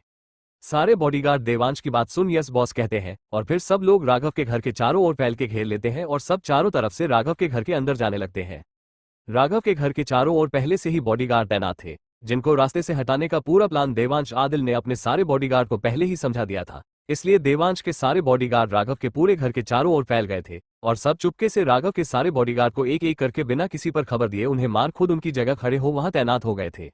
देवांश और आदिल भी आगे फ्रंट गेट से सीधा अंदर की तरफ जाने लगते हैं। राघव इस वक्त अपने रूम में था। वो वहां ड्रिंक कर रहा था और अपने माल के कंटेनर को गायब होने के बाद में सोच रहा था कि ऐसा कौन हो सकता है जिसने उसका इतना बड़ा लॉस किया होगा और क्यों। देवांश और आदिल राघव के घर के अंदर इंटर कर गए थे। वो दोनों जैसे अंदर आए तो अंदर भी उन्हें कई सारे बॉडीगार्ड देखे, जिन्हें देख देवांश और आदिल अपनी जगह पर खड़े हो गए। बॉडीगार्ड जैसे उन्हें देखते हैं उनकी तरफ फायरिंग करने लगते हैं कि उससे पहले ही देवांश आदिल के पीछे से उसके बॉडीगार्ड आते हैं और उन सब पर गोलियां चलाने लगते हैं। गोलियों की आवाज सुन रूम में बैठा राघव बाहर की तरफ देखने लगता है। इतनी फायरिंग की आवाजों को सुन राघव अपनी जगह से खड़ा हो जाता है, अपने रूम से बाहर निकाल ऊपर से नीचे की तरफ देखता है। उसकी नजर सीधा देवांश और आदिल पड़ जाती है, जिन्हें देख गुस्से से उसके जबड़े कस जाते हैं। देवांश नीचे सोफे पर किसी राजा की तरह बैठा हुआ था और ऊपर राघव को गुस्से में खड़ा तिरछी स्माइल करके देख रहा था। राघव देवांश को देख गुस्से में आग बबूला हो जाता है और अपने हाथ में पड़ा ड्रिंक हो वहीं फर्श पर गुस्से में फेंक नीचे आता है। देवांश अभी भी सोफे में फेल कर बैठा हुआ था। राघव देवांश के पास आ जैसे ही उसका कॉलर पकड़ने लगता है कि तभी आदिल राघव का हाथ पकड़ पीछे मोड़ देता है और उसके पेट पर एक लात मारकर बोला, गलती से भी टच मत कर देना, नहीं तो जो ये हाथ है ना तेरे शरीर से अलग कर दूंगा। आदिल की लात मारने से राघव सीधा दूर जाकर गिरता है। राघव आदिल और देवांश को देख नीचे से खड़ा होकर बोला, मेरे घर पर आकर तुम मुझे ही मारने की धमकी दे रहे हो। राघव की बात सुन देवांश बोला, तुझे क्या लगा कि तू अपने इस घर में छुपा रहेगा तो कोई तुझे तक नहीं पहुंच पाएगा। वैसे एक बता, तेरा कितने करोड़ का नुकसान हुआ होगा। हम 50 करोड़। नहीं नहीं, तेरी औकात तो इतनी तो नहीं है। राघव देवांश की बात सुन उसे गुस्से में देखने लगता है। राघव दांत पीसते हुए बोला, इसका मतलब इस सब के पीछे तेरा हाथ था। देवांश डेविल स्माइल लिए राघव को देख बोला, बहुत देर कर दी तुम ये जानने में। खैर ये सब छोड़, तूने तो सारे कॉलेज के लड़कों को बर्बाद करने का अच्छा प्लान बनाया था। मुझे पता था इसके पीछे राणा का बेटा नहीं था तू है, तो जब तक तू हमसे उलझ रहा था हमने तुझे माफ किया, लेकिन तूने बेटा एक गलती कर दी, तुम्हें उन्हें बीच में नहीं लाना चाहिए था। देवांश की बात सुन राघव देवांश से बोला, मैं किसे बीच में लेकर आया हूँ? मैं किसी को बीच में लेकर नहीं आया। और तुम किसकी बात कर रहे हो? उस कॉलेज स्टूडेंट की। उन्हें हम खुद ड्रग्स नहीं देते थे, वह खुद लेते थे। हमारा काम सिर्फ वहां लोगों तक ये पहुंचना था। अब तुम्हारे स्टूडेंट के उनके घर वाले उन्हें पढ़ाई के मामले जॉब में की वजह से उन्हें इतने डिप्रेशन में डाल देते थे कि बेचारों के पास सुसाइड करने का और कोई चारा नहीं रहता था। तुम बस मेरा शुक्र मानो कि मैंने उन लोगों को मरने से बचाया। देवांश राघव की कॉलर पकड़ते हुए बोला, शुक्रिया तुम्हारा, तुमने उन्हें कोई बचाया नहीं बल्कि तुम्हारी वजह से लाखों बच्चों ने ड्रग्स के कारण सुसाइड किया। ना जाने कितनी लड़कियां ड्रग्स ना मिलने के कारण खुद को बेचने के लिए भी तैयार हो गई। कितनों ने तो खुद को तेरे जैसे हैवानों के हाथ खुद को सौंप है, वो भी किसकी वजह से? तेरे इस ड्रग्स की वजह से। मैं तुझे बताता हूँ, ये ड्रग्स जब अंदर जाता है तो क्या होता है। आदिल राघव को देख बोला, वैसे मैं खुद तुझे मारना चाह रहा था, क्योंकि तुमने जो मेरे बीवी और बच्चे के साथ किया उसका बदला मैं तुझसे लेना चाह रहा था। लेकिन अब तूने जो उन हजारों स्टूडेंट और बच्चों के साथ घिनौना काम किया है ना, उसके लिए तो तेरे लिए मौत की सजा भी काम है। देखता जा अब तेरे साथ क्या क्या होता है। आदिल अपनी जेब से एक व्हाइट पैकेट निकालता है, उसे देवांश के हाथ में दे देता है। देवांश आदिल से उसे पैकेट को ले राघव की कॉलर को पकड़ता है और उसे एकदम से सोफे पर गिरा देता है। देवांश अपने मुंह से पैकेट को पड़ता है और अपने मुंह से पैकेट फाड़ते हुए राघव के जबड़े को पकड़ देता है और उसका मुंह खोल वो पूरा पैकेट राघव के मुंह पर डाल देता है। राघव खुद को छुड़ाने की बहुत कोशिश करता है, लेकिन देवांश ने राघव को इतनी कस के पड़ा हुआ था कि राघव खुद को छोड़ ही नहीं पाता है। देवांश पूरी पैकेट का व्हाइट पाउडर राघव के मुंह के अंदर डाल देता है। देवांश राघव के ऊपर से उठ उसे कॉलेज से पकड़ता है और उसके मुंह पर पंच मारने लगता है। आदिल भी राघव को बुरी तरह से पीटने लगता है। राघव का पूरा दिमाग सुन्न हो जाता है, उसे कुछ भी समझ में नहीं आता, उसे अपनी बॉडी सुन्न होते हुए महसूस होती है। देवांश और आदिल राघव को बहुत बुरी तरह से पीटने लगते हैं। राघव अपने होश खोने लगता है। वो समझ गया था कि ड्रग्स उसके अंदर जाने से वो अपने होश में नहीं रहेगा। उसका पूरा दिमाग ब्लैंक हो जाएगा। उसकी सोचने समझने की शक्ति बिल्कुल खत्म हो जाएगी। राघव आदिल देवांश को देखता है और फिर खुद को कंट्रोल कर अपनी जेब में हाथ डाल देता है। उसके जेब में कुछ था। राघव अपने जेब में हाथ डालकर चुपके से एक रिमोट निकालता है और उसका एक बटन प्रेस कर देता है। देवांश आदिल को इस चीज की भनक भी नहीं लगती कि राघव ने क्या किया है। आदिल राघव के पेट पर जोरदार लात मार देता है, जिससे राघव दूर जाकर गिरता है। राघव अब पूरी तरह से अपने कंट्रोल से बाहर जा रहा था। राघव अपनी अधखुली आंखों से देवांश आदिल की तरफ देख धीरे से बोला, मुझे पता है तुम लोग मुझे नहीं छोड़ेंगे, लेकिन मैं तो मारूंगा ही, पर तुम लोग भी अब नहीं बच पाओगे। राघव हल्की स्माइल कर देता है और बेहोश हो जाता है। देवांश आदिल राघव की बात सुन और उसकी स्माइल देख उन्हें कुछ गड़बड़ लगता है। आदिल राघव के पास आ उसके कॉलर को पकड़ते हुए बोला, उठ, तेरे कहने का क्या मतलब था, तूने क्या किया है। आदिल राघव को उठाने लगता है, लेकिन राघव नहीं उठता। देवांश राघव को देखता है और फिर पूरे विला को देवांश सारे बॉडीगार्ड को जल्दी घर से बाहर जाने के लिए कहते हैं और आदिल को उठा वो भी वहां से बाहर की तरफ जाने लगते हैं। किसी को कुछ समझ में नहीं आता। आदिल देवांश को पूछता है कि वो उसे बाहर जाने के लिए क्यों कह रहा है, तो देवांश कहता है, पूरे घर में बॉम्ब है जिसे राघव ने एक्टिव कर दिया है, घर कभी भी ब्लास्ट हो सकता है। देवांश की बात सुन सब चौंक जाते हैं, तो देवांश सबको जल्दी बाहर भागने कहता है। सारे बॉडीगार्ड बाहर भागते हैं। आदिल देवांश भी बाहर जाने लगते हैं, लेकिन जैसे ही वो दोनों मेन डोर पर पहुंचे ही तभी वहां एक बहुत बड़ा धमाका हो जाता है, जिससे देवांश और आदिल एकदम से उड़ के एक दूरी पर गिर जाते हैं, जिन्हें देख सारे बॉडीगार्ड एक साथ चलते हैं। Boss, big boss. वो सारे एकदम से जम से गए थे। देवांश और आदिल पूरी तरह से घायल हो चुके थे। कुछ बॉडीगार्ड जल्दी से उनके पास आते हैं। उनके साथ डेविड भी था। डेविड जल्दी से देवांश के पास जाता है और उसे चेक करता है। देवांश के माथे से खून निकल रहा था और उसके लेफ्ट हाथ पर भी चोट लगी हुई थी। देवांश ब्लास्ट की वजह से झुलस गया था। वो तो शुक्र था कि उसके चेहरे पर इसका कोई असर नहीं हुआ। डेविड देवांश के प्लस चेक करता है तो वो बहुत धीरे चल रही थी। डेविड जोर से चिल्लाता है, जल्दी से इन्हें लेकर चलो, यह अभी जिंदा है। डेविड की बात सुन सारी बॉडीगार्ड एकदम से होश में आते हैं और जल्दी से देवांश को उठा गाड़ी में डाल देते हैं। डेविड अब आदिल को ढूंढता है। आदिल उन लोगों को कहीं नहीं मिलता। डेविड चलते हुए घर के अंदर जाता है, आदिल को ढूंढने लगता है, लेकिन कुछ ही देर में डेविड की नजर आदिल पड़ जाती है, जो वही अंदर की तरफ गिरा हुआ था। आदिल एक पिलर के नीचे दबा हुआ था। आदिल के सिर पर बहुत बुरी तरह से चोट आई हुई थी। डेविड जल्दी से आदिल के ऊपर से पिलर को हटाता है और आदिल को उठाने की कोशिश करता है, लेकिन आदिल नहीं उठता है। डेविड आदिल के गले पर हाथ रखता है तो आदिल की सांसें बहुत ही स्लो चल रही थी। आदिल के सर से बहुत खून निकल चुका था। डेविड जल्दी से आदिल को अपने कंधे में उठा बाहर की तरफ ले जाता है। डेविड आदिल को देवांश के बगल में बैठा कार में बैठ जाता है और दोनों को हॉस्पिटल के जाता है। डेविड कुंज को कॉल कर राघव के विला में जो कुछ भी हुआ उसे सब बता देता है, जिसे सुन कुंज को बहुत बड़ा झटका लगता है। 2 दिन बाद सना और चाहत के पेपर थे, जिसकी वजह से कुंज सना और चाहत को आदिल और देवांश के बारे में कुछ नहीं बताता। वो नहीं चाहता था कि सना और चाहत देवांश और आदिल के बारे में जानकर अपनी पढ़ाई पर कंसंट्रेट ना कर पाए, इसलिए वो डिसाइड करता है कि वो अभी देवांश और आदिल के बारे में कुछ नहीं बताएगा। कुंज डेविड से देवांश और आदिल की पाल पाल की खबर लेता था। मुंबई के डॉक्टर देवांश और आदिल की हालत देख उन्हें कहते हैं कि वो लोग उन्हें लेकर यूएसए चले जाए। मुंबई में उनका इलाज होना इम्पॉसिबल है। उन दोनों की कंडीशन बहुत ही क्रिटिकल थी, इसलिए वहां के डॉक्टर उनको हैंडल नहीं कर पा रहे थे। डेविड कुंज को ये सारी बात बता देता है तो कुंज रातों रात एक चॉपर मुंबई के सिटी हॉस्पिटल की टेरेस पर भिजवा देता है और डेविड को इंटरेक्शन देता है कि वो जल्द से जल्द देवांश आदिल को लेकर यूएसए चला जाए और उनकी वहां अच्छे से ट्रीटमेंट करे और उसको वहां की हर एक पल की अपडेट देता रहे। डेविड हाँ कहता है और वह देवांश और आदिल को लेकर यूएसए चला जाता है। प्रेजेंट टाइम देवांश सना और चाहत को सारी बातें बताता है, जिसे सुन सना और चाहत शॉक्ड हो जाती है।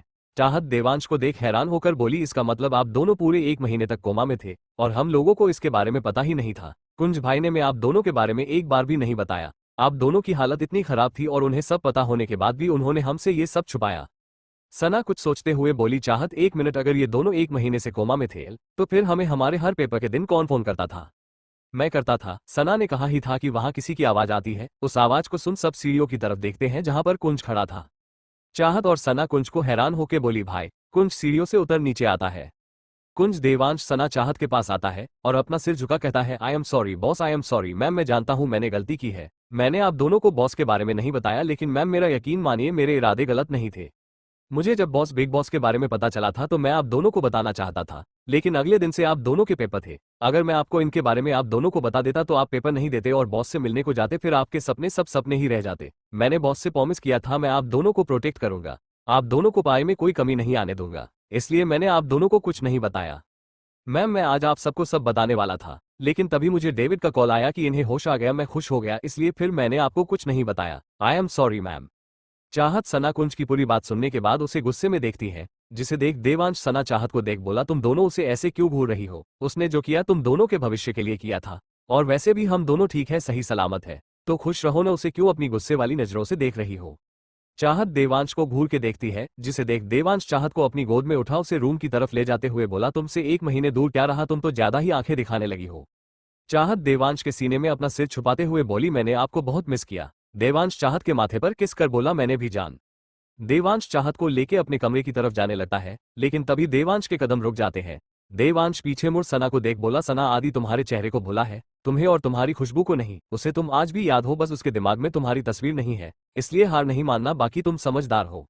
सना देवांश की बात सुन उसे देखने लगती है।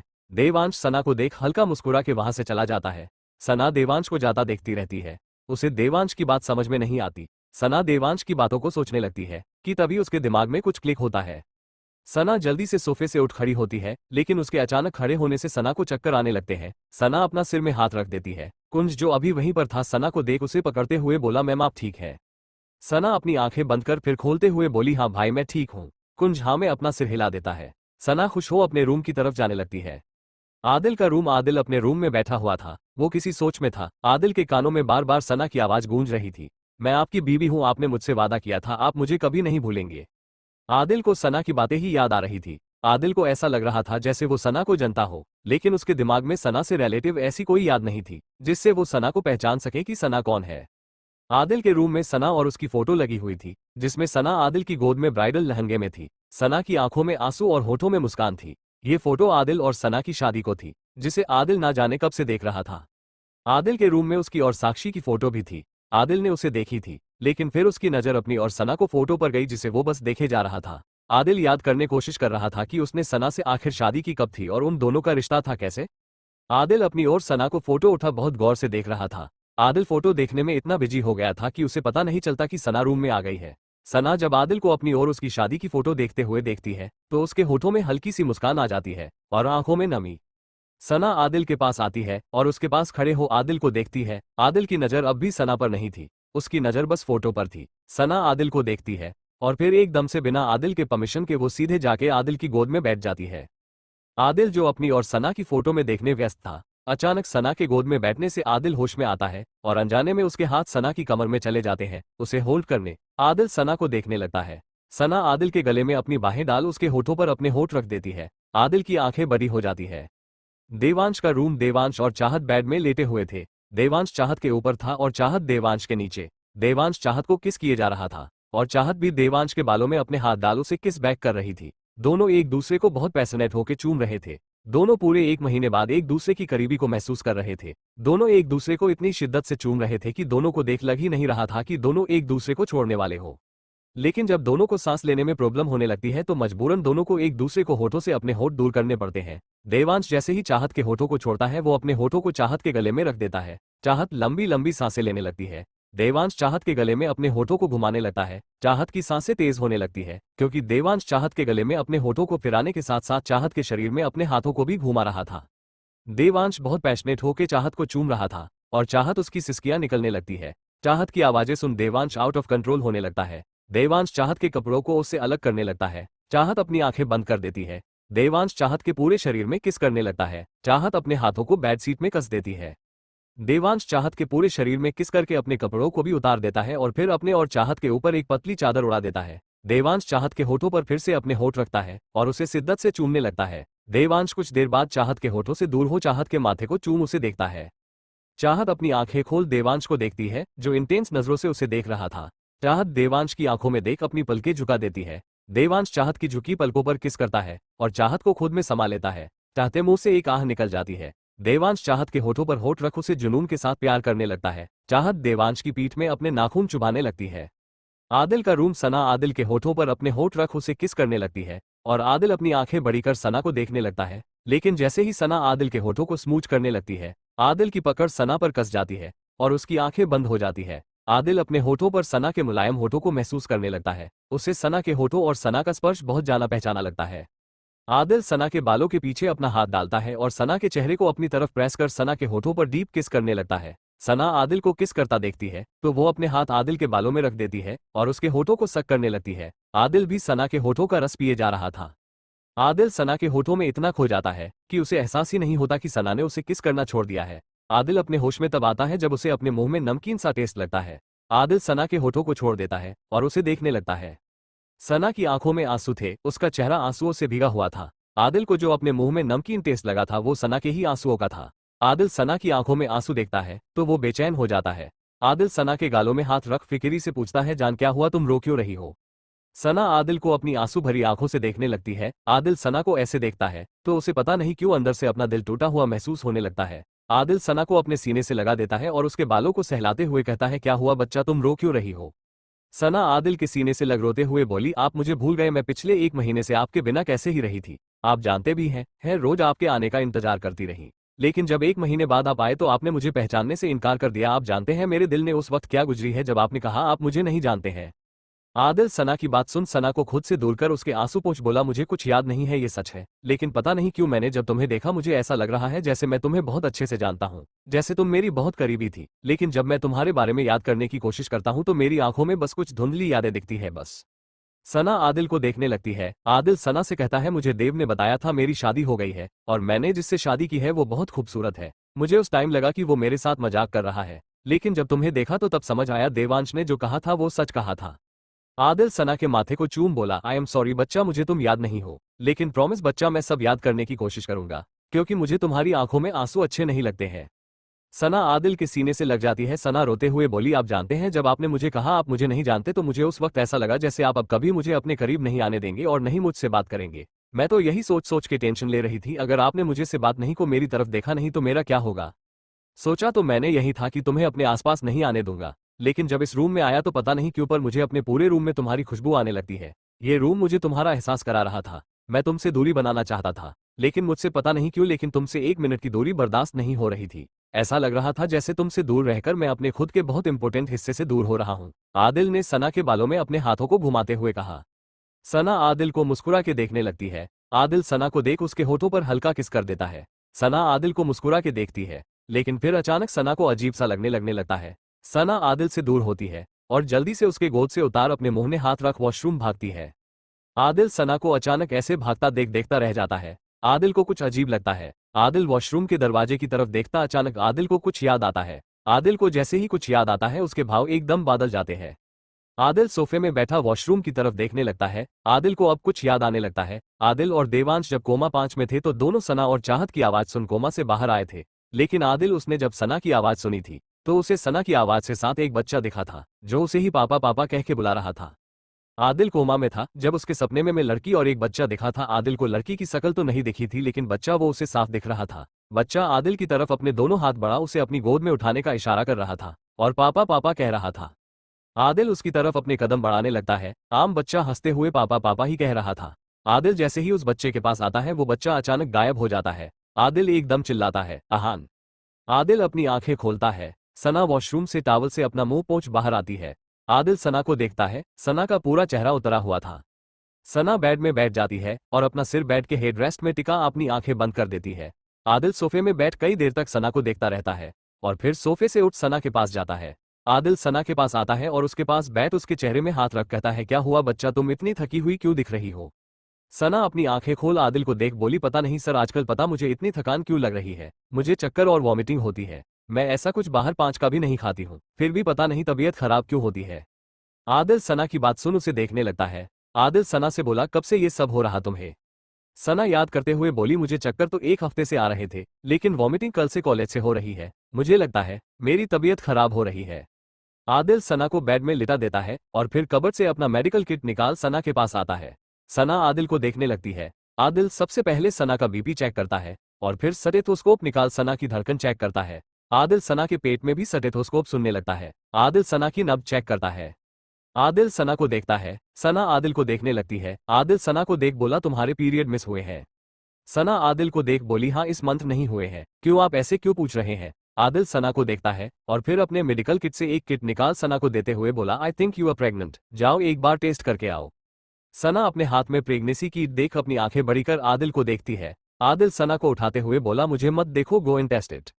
सना आदिल को देखती है और फिर अपना सिर झुका, हाँ में अपना सिर झुका वॉशरूम चली जाती है। आदिल रूम में इधर उधर घूमने लगता है और बार बार वॉशरूम की तरफ देखने लगता है। इधर वॉशरूम के अंदर सना अपनी फिंगर क्रॉस कर अपनी आंखें बंद कर प्लीज प्लीज किए जा रही थी। उसे बहुत डर लग रहा था। 5 मिनट बाद सना अपनी आंखें धीरे से खोलती है। वो जैसे ही कीट को देखती है उसकी आंखों से आंसू गिरने लगते हैं। आदिल वॉशरूम की तरफ देख सना के आने का इंतजार करता है। थोड़ी देर में वॉशरूम जा डोर ओपन होता है। सना बाहर आती है। आदिल सना को आता देख जल्दी से उसके पास आता है। सना अपनी नजरें नीची किए हुए थी। आदिल सना को देख बोला क्या निकला। सना कुछ नहीं कहती, बस अपनी नजरें झुका रोने लगती है। आदिल सना को कुछ न बोलता देख अपना हाथ आगे कर बोला मुझे दिखाओ। सना जिसका हाथ पीछे था वो अपनी आंखें बंद कर देती है। आदिल सना को देखता है तो उसकी आंखें छोटी हो जाती है। आदिल सना को देख थोड़ी तेज आवाज में बोला शानू मैंने कहा मुझे टेस्ट दिखाओ। सान आदिल की तेज आवाज सुन डर जाती है और डरते हुए वो अपने हाथ में पकड़ी किट आदिल को देती है। आदिल एक नजर सना को देखता है और फिर उसकी हाथ से कीट के उसे देखने लगता है। आदिल जैसे ही कीट में देखता है तो उसके एक्सप्रेशन चेंज हो जाते हैं। सना रोकने लगती है। उसकी आंखों से तेजी से आंसू गिरने लगते हैं। सना तेज तेज रोकने लगती है। आदिल सना की रोने की आवाज सुन उसे देखने लगता है। सना राइट हुए आदिल को देख उसका हाथ पकड़ बोली सर प्लीज आप मुझे गलत मत समझिएगा। ये बच्चा हमारा ही है, मैं सच कह रही हूँ। आपको कुछ याद नहीं है पर हमारा रिश्ता पति पत्नी जैसा था, हमारे बीच में पति पत्नी वाले रिश्ते बने थे। सना रोते हुए आदिल को सफाई दिए जा रही थी और आदिल वो सना की बात सुनता है तो उसका चेहरा डार्क हो जाता है। आदिल कीट को देखता है जिसमें 2 पिंक लाइन थी। आदिल सना को गुस्से में देख बोला shut up, just shut up, एक भी शब्द मत कहना अब। सना आदिल के चिल्लाने से डर जाती है। उसे लगता है आदिल अब उसके कैरेक्टर में सवाल करेगा। वो उसे अपनी जिंदगी से निकाल देगा क्योंकि आदिल को वो याद नहीं थी तो उसे उनका रिश्ता भी याद नहीं रहेगा। उसे लगता है आदिल खुद के बच्चे को किसी और का कहेगा। सना यही सोच सोच अंदर से टूट रही थी। उसे डर लग रहा था। आदिल सना को अपनी सर्द नजरों से देख बोला मैंने तुमसे ऐसा कुछ कहा? मैंने तुम पर सवाल किया। मैंने तुमसे कहा ये बच्चा मेरा नहीं है। सना आदिल को हैरानी से देखने लगती है। आदिल सना को बाजू से पकड़ अपने पास खींच अपने दांत पीसते हुए बोला मैंने कभी तुम पर शक नहीं किया। हाँ मानता हूँ मुझे तुम याद नहीं हो, हमारा रिश्ता याद नहीं है, पर मैं जानता हूँ कि ये बच्चा मेरा है। इस बच्चे का बाप मैं हूँ, जानता हूँ। समझी, तुम्हें खुद को प्रूव करने की जरूरत नहीं है। सना आदिल को अपनी नम आंखों से देखने लगती है। सना आदिल से सीने से लग जाती है और रोते हुए बोली आई एम सॉरी सर, मैं डर गई थी, मुझे लगा आपको मैं याद नहीं हूं तो आपको हमारे बीच का रिश्ता भी याद नहीं होगा।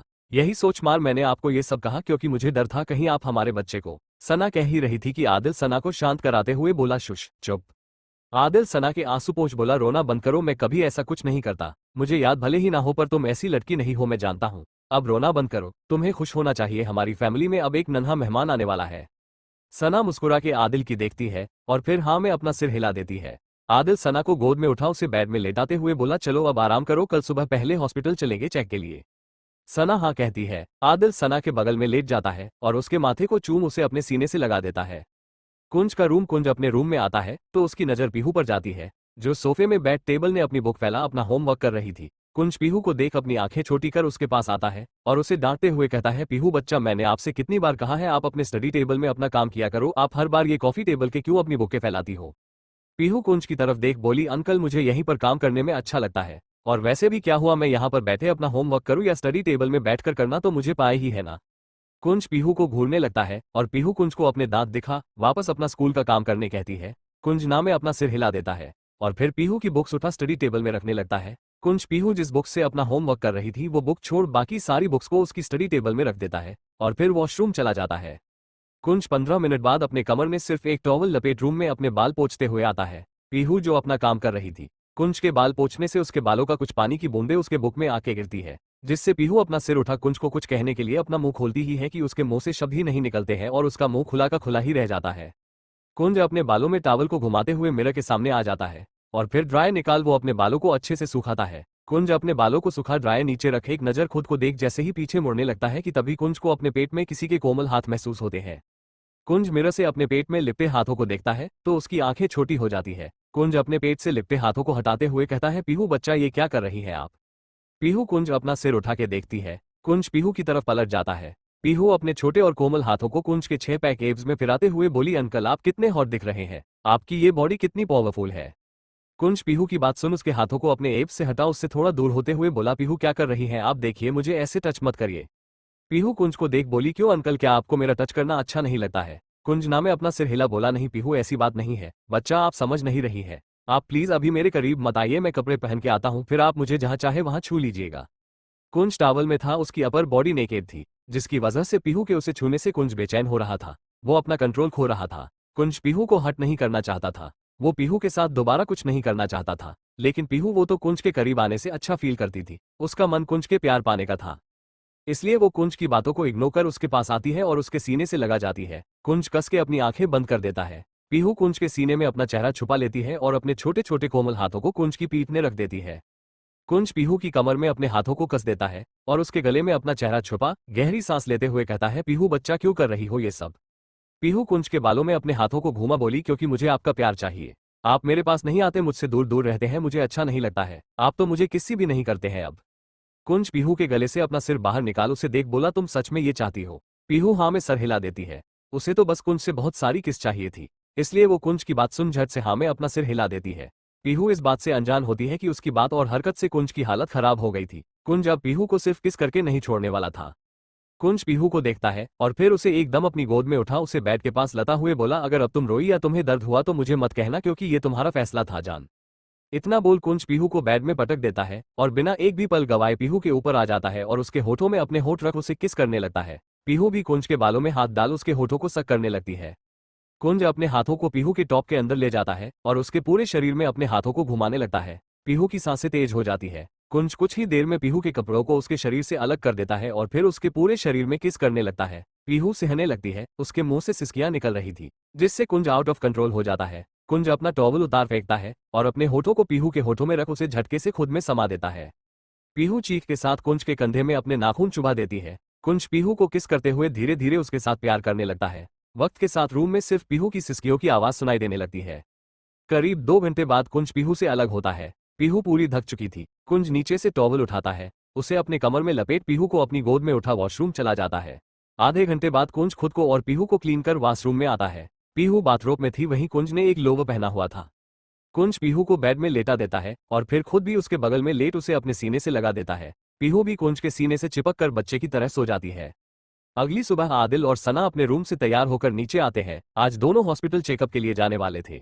नीचे हॉल में देवांश, चाहत, कुंज और पीहू बैठे हुए थे।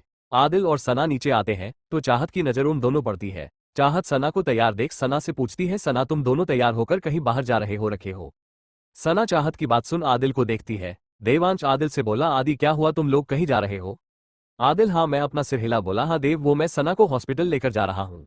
देवांश आदिल से बोला, हॉस्पिटल, लेकिन तुम तो छुट्टी में थे ना। आदिल हाँ में सिर हिला बोला, हाँ देव, मैं छुट्टी पर ही हूँ, मैं काम के लिए हॉस्पिटल नहीं जा रहा बल्कि सना को चेकअप के लिए ले जा रहा हूँ।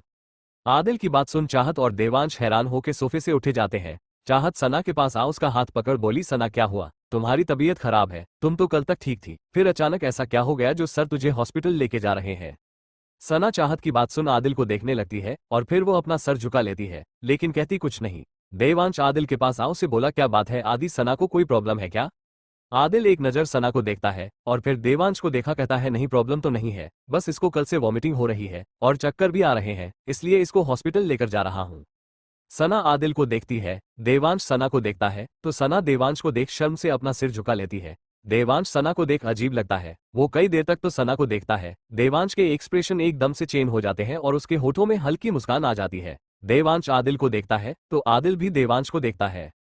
देवांश आदिल को देख कुछ इशारा करता है तो आदिल बस हाँ में अपना सर हिला देता है। आदिल की हाँ सुन देवांश मुस्कुरा के आदिल के गले लग बोला, कॉन्ग्रेचुलेशन आदि। आदिल भी देवांश के गले लग मुस्कुरा के बोला, थैंक यू देव। देवांश आदिल अलग हो जाते हैं। चाहत देवांश आदिल को गले मिलते देख उन्हें कंफ्यूजन में देखने लगती है। चाहत देवांश आदिल को देख बोली, क्या बात है, आप दोनों ऐसे गले क्यों मिल रहे हैं, और वंश आप मुस्कुरा क्यों रहे हो। देवांश आदिल से बोला, आदि तुम जाओ सना को हॉस्पिटल लेके, कोई प्रॉब्लम होगी तो फोन कर देना। आदिल हाँ में अपना सिर हिला देता है और फिर चाहत को देख हल्का मुस्कुरा के सना का हाथ पकड़ बाहर की तरफ चला जाता है। चाहत आदिल और सना को जाते हुए देखती है, उसे कुछ समझ ही नहीं आता। चाहत देवांश को देखने लगती है। देवांश चाहत के पास आओ से देख कहता है, क्या हुआ स्नोवी, तुम इतनी हैरान क्यों हो रही हो। चाहत देवांश को देख कहती है, वंश सना को क्या हुआ है, वो इतना अजीब बिहेव क्यों कर रहे थी, और आप आदिल सर से इशारे में क्या पूछ रहे थे, आपने उनको कांग्रेचुलेशंस क्यों बोला। देवांश चाहत के इतने सवाल सुन उसे सोफे में बैठाते हुए बोला, वो इसलिए क्योंकि तुम्हारी सना अब अकेली नहीं है। चाहत देवांश को देख बोली, अकेली नहीं मतलब, अच्छा वो तो मुझे भी पता है वंश, सना अकेली नहीं है क्योंकि आदिल सर उसके साथ है। हाँ भले ही उनको सना याद नहीं है, लेकिन फिर भी उन्होंने सना को एक्सेप्ट कर लिया है, उन्हें देख लग भी रहा है कि उन्हें सना से कोई प्रॉब्लम है। देवांश हाँ में अपना सिर हिला देता है। कुंज देवांश को देख बोला, सर अगर मैं गलत नहीं हूँ तो क्या जो मैं सोच रहा हूँ वो सच है। देवांश कुंज को देखने लगता है और उसे देख बोला, हाँ वही है, देवांश की हाँ सुन कुंज एकदम से सोफे से उछलते हुए बोला, क्या सच में सर बॉस डैड बनने वाले हैं? देवांश कुंज को एकदम से उछलते देख उसे घूरने लगता है। वही चाहत भी अचानक कुंज के उछलने से घबरा जाती है। कुंज अपनी जीभ को दांतों तले दबा देवांश और चाहत को देख बोला, I am sorry sir and ma'am, वो एक्साइटमेंट में कुछ ज्यादा ही हो गया। चाहत कुंज को देख बोली, किस बात की एक्साइटमेंट ब्रो? आखिर हो क्या रहा, मुझे कुछ समझ में नहीं आ रहा, कोई मुझे बताएगा? देवांश कुंज चाहत को अजीब नजरों से देखने लगते हैं। उन्हें चाहत को देख अभी ऐसा लग रहा था जैसे चाहत कोई बेवकूफ होगी। मतलब बात है कुंज अभी इतना तेज चिल्लाया था फिर भी चाहत को उसकी बात सुनाई नहीं दी। चाहत कुंज और देवहंस के ऐसे देखने से मुंह बनाते हुए बोले, अब क्या हुआ, तुम दोनों मुझे ऐसे क्यों देख रहे हो? पीहू चाहत की बात सुन बोली, अरे चाहती थी, आपने अभी सुना नहीं, अंकल ने कहा कि अभी जो अंकल गए वो पापा बनने वाले हैं, इसलिए अंकल ऐसे उछाल, आपको सुनाई नहीं दिया था क्या? चाहत पीहू के पास हैरान होकर बोली, क्या? चाहत के अचानक क्या चिल्लाने से कुंज और देवांश उसकी तरफ देखने लगते हैं। चाहत देवांश को देख बोले, वंश के सच में मेरी सना मां बनने वाली है क्या? सच में सना प्रेग्नेंट है? देवांश चाहत की खुशी को देख उसके गालों में हाथ रख बोला, हाँ स्नोवी यह सच है, इसलिए आदिल सना को हॉस्पिटल चेकअप के लिए ले जा रहा था। चाहत खुश होकर देवांश के गले लग बोली, वंश मुझे बहुत खुशी हो रही है, आप नहीं जानते मैं कितनी खुश हूँ। मतलब मेरी सना का बेबी आएगा तो कितना क्यूट होगा, कितना छोटा सा होगा वो। वंश मुझे सना से मिलना है, चलिए हम भी चलते हैं उनके साथ। देवांश चाहत के बालों में हाथ फेर बोला, रिलैक्स स्नोवी, वो दोनों चेकअप करके घर ही आएंगे, तुम घर आने के बाद सना से मिल लेना। चाहत वंश के सीने से अलग हो उसकी तरफ अपनी नम आंखों से देख बोली, वंश अगर सना का बेटा हुआ तो मैं अपनी बेटी की शादी उसके बेटे से कराऊंगी। मैंने सना ने एक दूसरे से वादा किया था कि हम दोनों अपनी दोस्ती को आगे चल के रिश्तेदारी में बदलेंगे।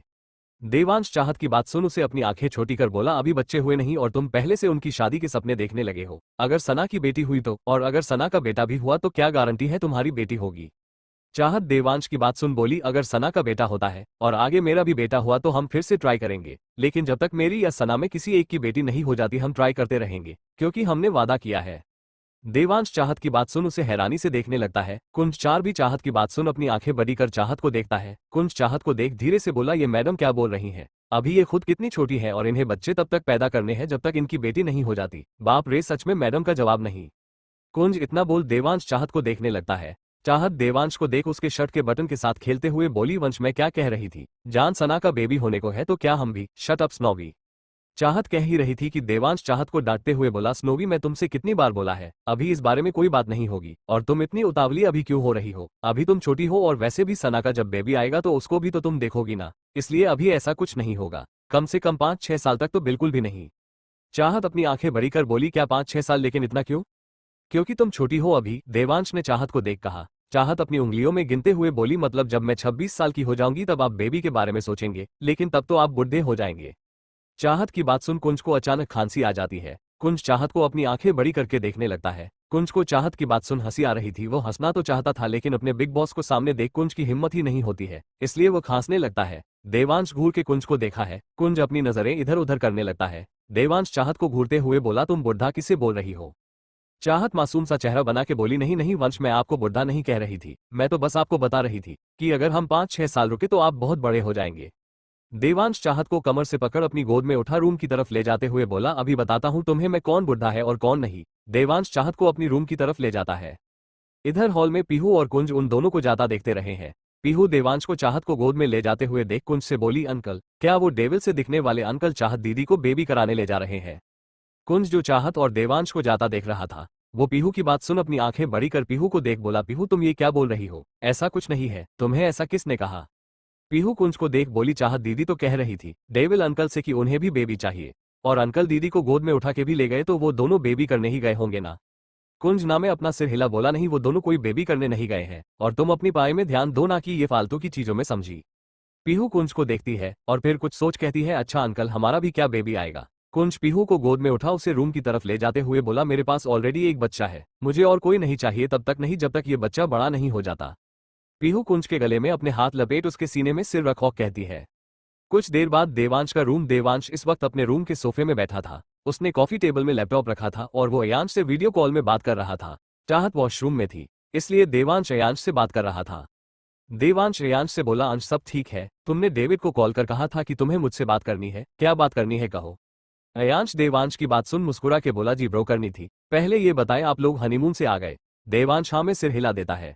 डेविड ने पहले ही देवांश को कह दिया था कि उसने झूठ कहा है कि वो चाहत, आदिल और सना बाहर गए हैं। अयांश मुस्कुरा के बोला, ओह तो मतलब अब मैं बहुत जल्द चाचू बन जाऊंगा। देवांश अयांश को घूरते हुए बोला, मैं अभी कोई बच्चा नहीं चाहता, जब मुझे चाहिए होगा मैं कर लूंगा। तू बता तुझे क्या जरूरी बात करनी थी मुझसे। अयांश देवांश की बात सुन बोला, हाँ ब्रो, मैंने आपको एक गुड न्यूज देनी थी। देवांश अयांश को देखता है तो अयांश देवांश को देख मुस्कुराते हुए बोला, ब्रो वो मुझे आपको ये कहना था कि मैं और श्री बहुत जल्द पेरेंट्स बनने वाले हैं। अयांश की बात सुन देवांश खुश होते हुए बोला, ओ कॉन्ग्रेचुलेशंस अंश, तुमने और तन्नू को बहुत बहुत मुबारक। अयांश मुस्कुराते हुए बोला, थैंक यू ब्रो। देवांश अपना सिर हिला बोला, वैसे मुझे भी तुम्हें एक गुड न्यूज देनी है। अयांश बोला कि ब्रो कहिए कौन सी गुड न्यूज है। देवांश अयांश को देख बोला, अंश तुम चाचू बनने वाले हो, आदिल और सना भी बहुत जल्द पेरेंट्स बनने वाले हैं। अयांश खुश होके बोला, क्या सच में ब्रो। देवांश अपना सिर हिला देता है। अयांश बहुत खुश होता है। देवांश अयांश को खुश देख मुस्कुरा जाता है। देवांश अयांश से अभी बात कर ही रहा था कि तभी सना वॉशरूम से बाहर आती है, जिसे देख देवांश आदिल से बोला, अच्छा अंश बाय, मैं तुम्हें बाद में बात करूंगा। अयांश हाँ में अपना सिर हिला बोला, ओके ब्रो, मैं आदिल भाई को कॉल करता हूँ। देवांश हाँ कहता है और कॉल डिस्कनेक्ट कर देता है। चाहत वॉशरूम से बाहर आती है और सीधे देवांश के पास जाती है और उसकी गोद में बैठ देवांश को देख बोली, किससे बात कर रहे थे वंश आप। देवांश चाहत को कमर से पकड़ बोला, अंश से। चाहत देवांश को देख बोली, क्या बोल रहे थे वो। देवांश चाहत की बॉडी में अपने हाथों को पुराते हुए बोला, यही कि तन्नू प्रेग्नेंट है। चाहत देवांश के बॉडी में हाथ फिराने से गहरी गहरी सांसें लेने लगती है, लेकिन चाहत जैसे ही देवांश की बात सुनती है वो अपनी सांसों को कंट्रोल कर बोली, क्या सच में। देवांश सना के बाथरोब को उतार बोला, हाँ। चाहत देवांश की शर्ट को कस के पकड़ अपनी आंखें बंद कर बोली, वंश क्या हम। आहा। चाहत अभी कुछ बोल ही रही थी को देवांश सना के सीने ने अपने हाथों को रख उन्हें दबा देता है, जिससे चाहत की मुंह से आह निकल जाती है। चाहत अपनी आंखें खोलती है तो उसकी नजर देवांश पर जाती है। देवांश चाहत को देख बोला, हमारे बच्चे जब होना होगा हो जाएंगे, लेकिन पहले तुम्हारी पनिशमेंट पूरी करते हैं। चाहत देवांश के मुंह से पनिशमेंट का जिक्र सुन उसे सवालिया नजरों से देखने लगती है तो देवांश चाहत के सीने को बुरी तरह से मसलते लगता है। चाहत के मुंह से दर्द भरी आह निकल जाती है। चाहत देवांश को अपनी नम आंखों से देख बोली, वंश आप ये क्या कर रहे हैं, मुझे दर्द हो रहा है। देवांश चाहत की इनरवियर को भी खींच के निकाल बोला, ये दर्द ही तुम्हारी पनिशमेंट है जान, और ये पनिशमेंट आज तुम पूरे दिन भर मिलेगी, ताकि तुम दोबारा कोई भी बात मुझसे छुपाने से पहले 100 बार सोचोगी। चाहत देवांश का हाथ पकड़ बोली, वंश मैंने क्या छुपाया आपसे, प्लीज ऐसा मत करिए। देवांश चाहत के गले में अपने होठों को रख बाइट कर बोला, जान तुमने मुझसे सच छुपाया, तुम्हें मैं याद था, लेकिन तुमने नहीं कहा कि तुम्हें मैं याद हूं। चाहत देवांश को देख डर जाती है। देवांश चाहत के थाई में अपने हाथ को रख उसकी थाई को दबाते हुए बोला, तुम्हें कब से मैं याद था जान, सच कहना, झूठ बोलोगी, जानती हो क्या होगा। चाहत देवांश का हाथ अपनी थाई से हटाने लगती है, लेकिन देवांश उसकी थाई को और कस के दबा देता है, जिससे चाहत के मुंह से आह निकल जाती है। चाहत देवांश को रोते हुए बोली, वो मुझे उस दिन सब याद आ गया था, जब आपने मुझे अपने और आदिल सर के पास्ट के बारे में बताया था, मुझे उसके बाद ही सब याद आया था। आह। देवांश चाहत की बात सुन अपने हाथ को चाहत के पैरों के बीच में ले जाता है, जिससे चाहत की आंखें बड़ी हो जाती है और उसकी धड़कन तेज चलने लगती है। चाहत देवांश को देखना में अपना सिर हिलाती है तो देवांश डेविल स्माइल करता है। देवांश अपने हाथों को चलाने लगता है। चाहत के मुंह से आवाजें निकलने लगती है। देवांश चाहत के चेहरे को देख अपने हाथ को बहुत ही तेजी से चलता है, जिससे चाहत की आवाजें भी तेज हो जाती है। चाहत की आवाजों को सुन देवांश भी मदहोश हो रहा था, जिससे उसका शरीर हार्ड होने लगा था, जिसका एहसास चाहत को हो जाता है और उसका चेहरा डर से पीला पड़ने लगता है। देवांश डेविल स्माइल कर चाहत को देखता है। चाहत ना में अपना सिर हिलाती है तो देवांश चाहत को सोफे में लेटा देता है और अपने लोवर को उतार देता है। चाहत देवांश को देखती है, उसकी आंखें डर से फैल जाती है। देवांश चाहत के डर को इग्नोर कर अपने सारे कपड़ों को उतर फेंक देता है और चाहत को सोफे में बैठा उसके पैरों को खींच नीचे बैठता है और चाहत को देख कहता है, तुमने मुझसे ये बात छुपा के गलती कर दी जान, अब सिर्फ तुम्हारे मुंह से मैं सिर्फ तुम्हारी आवाजें सुनूंगा, इसलिए गलती से भी आवाज को दबाने की कोशिश मत करना। चाहत देवांश को देखने लगती है। देवांश चाहत को एक नजर देख उसे किस करने लगता है। चाहत अपने हाथों को सोफे में कस देती है। देवांश चाहत के थाई में किस करते हुए ऊपर आता है। चाहत की आवाज रूम में गूंजने लगती है। चाहत देवांश के बालों में अपने हाथों को रख देती है और कस के देवांश के बालों को पकड़ वंश वंश कहने लगती है। देवांश चाहत की आवाजें सुन और एक साइड हो जाता है और वो चाहत को किस के साथ साथ बाइट भी करने लगता है। चाहत की चीख निकल जाती है। देवांश चाहत के पूरे शरीर में किस और बाइट के निशान छोड़ देता है तो देवांश एक नजर चाहत को देखता है और फिर खड़ा हो चाहत के पैरों को अपनी कमर में लपेट देता है। चाहत थाली हुई हालत में देवांश की देखती है तो देवांश चाहत के होठों में होठ रख चाहत को कमर से पकड़ उसे झटके से अपनी तरफ खींचता है और एक झटके में चाहत में समा जाता है। चाहत कस के सोफे में अपने नाखून धंसा देती है। देवांश चाहत के होठों को छोड़ बहुत ही रुडली चाहत के साथ इंटीमेट होता है। चाहत की आवाजें रूम में गूंज रही थी। चाहत कई बार देवांश की रुकने को कहती है, लेकिन देवांश नहीं रुकता और वैसे ही सुबह से लेके दिन तक चाहत को सजा देता रहता है। सना आदिल हॉस्पिटल से भी आ जाते हैं, लेकिन देवांश तब भी चाहत को नहीं छोड़ता है। शाम के लगभग 5 बजे देवांश चाहत से अलग होता है, क्योंकि चाहत बेजान सी हो गई थी और चाहत की हालत को देख आखिरी में देवांश चाहत को छोड़ देता है। लेकिन देवांश के रूम की गलत बिगड़ी हुई थी। रूम में जगह जगह सामान पड़ा था, नीचे फर्श में कहीं पर पिलो गिरे थे तो वहीं सोफे में खरोचे के निशान थे। बेड की हालत भी बुरी थी, जिस साफ पता चल रहा था देवांश ने चाहत को कितना परेशान किया था। देवांश चाहत को गोद में उठा वॉशरूम ले जाता है और फिर उसे और खुद को क्लोन कर बाहर आता है।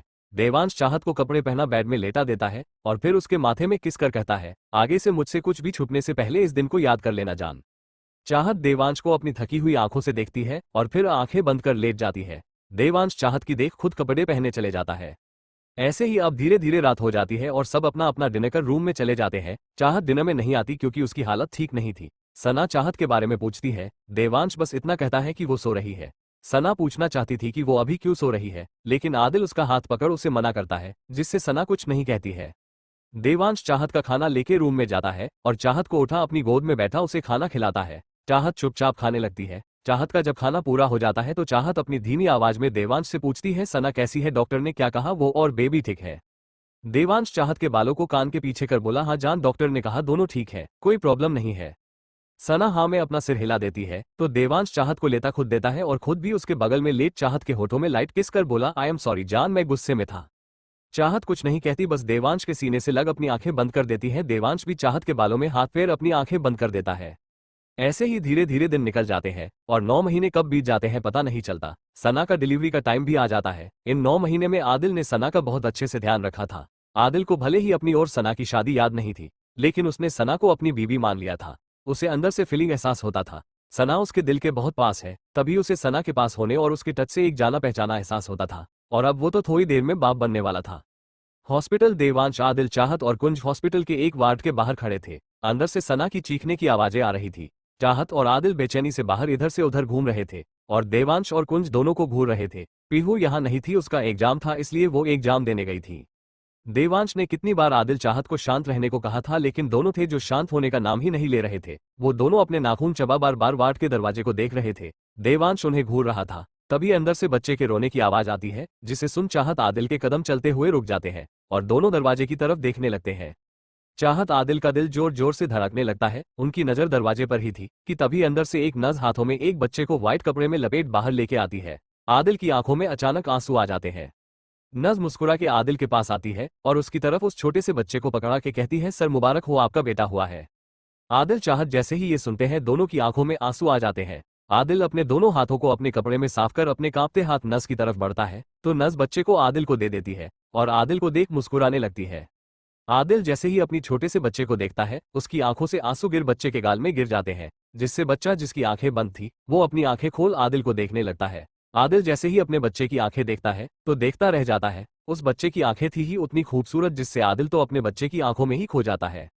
आदिल को होश तो तब आता है जब चाहत आदिल से बच्चे को देने को कहती है, जिसे सुन आदिल अपने होश में आता है और बच्चे को चाहत को देता है। चाहत उसे गोद में लेती है तो उसके आंखों से भी आंसू बहने लगते हैं। बच्चा चाहत को देख रहा था, उसकी नजर चाहत के चेहरे पर अटक गई थी। देवांश जब ये देखता है तो उसकी हाथों की मुट्ठी कस जाती है और वो घूर के आदिल के बच्चे को देखने लगता है। देवांश को 10 मिनट पहले हुए बच्चे को देख जलन होने लगी थी क्योंकि वो चाहत को देख रहा था। आदिल की नजर बच्चे से तब हटती है जब आदिल उसके गले लग जाता है और खुश होते हुए कहता है, देव फाइनली मैं डैड बन गया, मुझे मेरा बच्चा मिल ही गया। देवांश आदिल की बात सुन उसकी पीठ थथवा के कहता है, कांग्रेचुलेशन आदि। आदिल देवांश से दूर हो अपने आंसू पोंछ बोला, थैंक यू देव। देवांश अपना सिर हिला देता है। तभी उसका फोन रिंग होता है। देवांश अपने फोन निकाल साइड में चला जाता है। देवांश के जाने के बाद आदिल नस की तरफ देख बोला, सिस्टर मेरी वाइफ वो ठीक तो है ना। नज आदिल को देख बोली, यश मिस्टर जिंदल आपकी वाइफ एकदम ठीक है, बस थकान की वजह से वो सो रही है। आदिल अपना सिर हिला बोला, मैं उससे मिल सकता हूँ। नज बोली, नहीं मिस्टर जिंदल अभी नहीं, थोड़ी देर में हम उन्हें नॉर्मल वार्ड में शिफ्ट करेंगे तब आप उनसे मिल लेना। आदिल हाँ में अपना सिर हिला देता है। नज वहां से चली जाती है। देवांश फोन में बात कर मुस्कुराता हुआ वहां पर आता है। आदिल देवांश को मुस्कुराता देख बोला, क्या बात है देव, तुम मुस्कुरा क्यों रहे हो। देवांश आदिल की बात सुन उसे देख बोला, अयांश का फोन था, उसका बेटा हुआ है। आदिल देवांश की बात सुन खुश होके बोला, क्या सच में। देवांश हाँ कहता है। चाहत देवांश की बात सुन बोली, वंश तनु उसके साथ कौन है वहां। देवांश चाहत को देख बोला, तनु के मॉम डैड है और अंश है।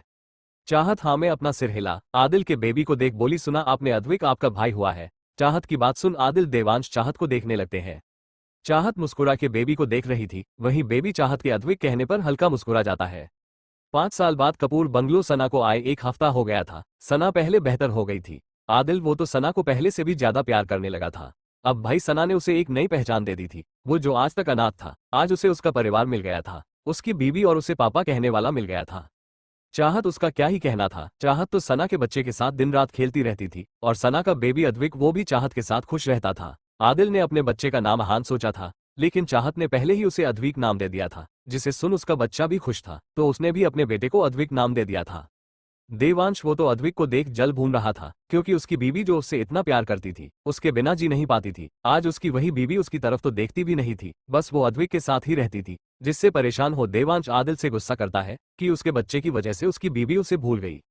आदिल बेचार पे देवांश की बात सुन कुछ नहीं कहता है, बेचारा कहता भी क्या, उसे खुद अपने बच्चे को पकड़ने को नहीं मिलता था, क्योंकि चाहत तो उसे किसी को नहीं देती थी, बस वो ही उसे घुमाती रहती थी, यहाँ तक वो तो उसको नहलाना धुलाना वो ही करती थी। सना अभी ही रिकवर हुई थी तो चाहत उसे ज्यादा काम नहीं करने देती थी। चाहत सना को अद्विक तभी देती थी जब उसे भूख लगती थी।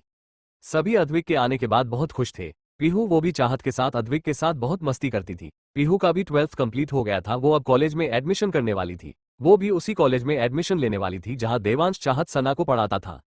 सब लोग एक साथ लिविंग हॉल में बैठे हुए थे, जहां चाहत की गोद में अद्विक सो रहा था। वहीं देवांश घूर घूर के कभी चाहत को तो कभी अद्विक को देख रहा था। उसे अद्विक का यूं बार बार चाहत की गोद में रहना और चाहत का भी उसे एनी टाइम अपने पास रखना पसंद नहीं आ रहा था। देवांश सना आदिल को देखता है, जो आराम से सोफे में बैठ चाहत और अपने बेटे को देख रहे थे। जिसे देख देवांश सना को घूरते हुए बोला, सना तुम खुद अपने बच्चे को नहीं देख सकती हो क्या, बार बार तुम्हारा बेटा मेरी बीवी की गोद में ही क्यों जाता है। देवांश की बात सुन सब देवांश को अजीब नजरों से देखने लगते हैं। आदिल देवांश की देखते हुए कहता है, यार देव तुम मुझे एक बताओ, तुम मेरे बेटे से इतना क्यों चिढ़ते हो यार, वो चाहत की गोद में रहे या सना की गोद में क्या फर्क पड़ता है। अब ये मत कहना कि तुझे मेरे बेटे से जलेशी होती क्योंकि वो चाहत के साथ ज्यादा रहता है। देवांश आदिल की बात सुन अपनी नजरें इधर उधर घुमाने लगता है, क्योंकि आदिल ने जो कहा था सच ही कहा था। देवांश को सच में अद्विक को देख जलन होती थी, क्योंकि वो चाहत से ही चिपका रहता था। सब देवांश को देख समझ रहे थे कि आदिल ने को कहा सही कहा है। सब देवांश को देख मुस्कुराने लगते हैं। ऐसे ही देवांश की जलन और अद्विक का अपनी मां से ज्यादा चाहत के पास रहने से देवांश का गुस्सा बढ़ता रहता था। इस सब में धीरे धीरे वक्त बीतता जाता है। अद्विक 2 साल का हो गया था, लेकिन इस 2 साल के बाद भी अद्विक और चाहत का बॉन्ड काम नहीं हुआ। वो अब भी सना से ज्यादा चाहत के पास रहता था। हैरानी की बात तो ये थी, अद्विक ने मॉम कहने से पहले एंजल मम्मा बोलना सीखा था। हाँ वो ठीक से नहीं कह पाता था, लेकिन सब उसकी बात समझ जाते हैं। चाहत तो बहुत खुश होती है, उसकी आंखों से आंसू गिरने लगे थे। सना को चाहत को देख बहुत खुशी होती थी। वो हर वक्त बस दुआ मांगती थी कि अब भगवान जी चाहत की गोद में भी कोई दे दे ताकि उसकी खुशी 2 गुनी हो जाए। लेकिन इन 2 सालों के बाद भी चाहत को मां बनने का सुख नहीं मिला। चाहत रोती थी, लेकिन देवांश उसे शांत करा देता था कि जब उनकी किस्मत में बच्चे लिखे होंगे उस दिन वो जरूर पेरेंट्स बनेंगे। ऐसे ही धीरे धीरे वक्त गुजरता गया और 5 साल कब गुजर गए किसी को पता नहीं चला।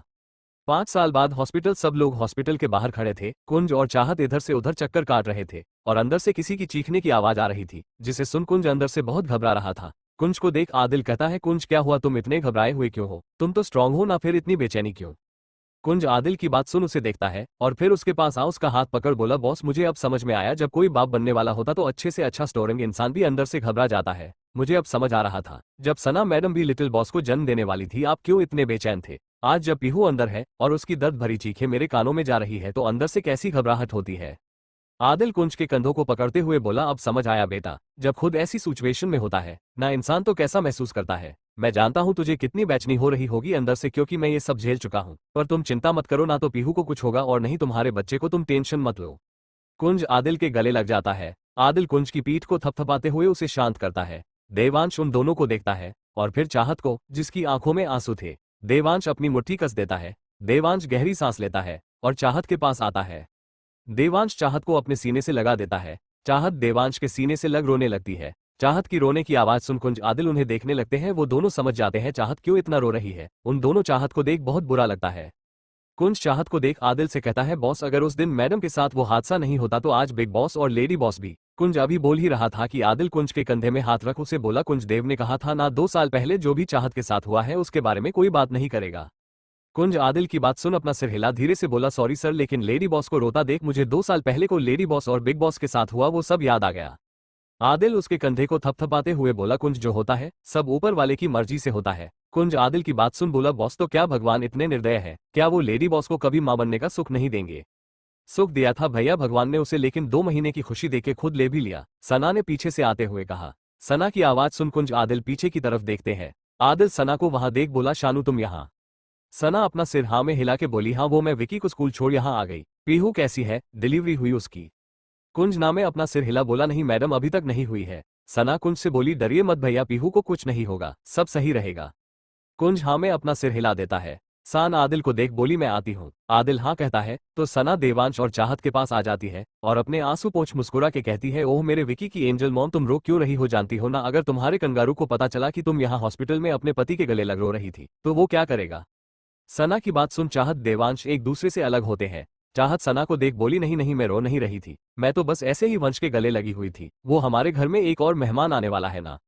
सना चाहत की बात सुन अपनी आंखें छोटी कर बोली, अच्छा जी। चाहत कुछ कहती तभी सबके कानों में किसी बच्चे की रोने की आवाज सुनाई देती है, जैसे सुन सब खुश हो जाते हैं। कुंज तो आवाज सुन अपनी जगह में जम जाता है और उसकी नजर वार्ड के डोर पर रहती है।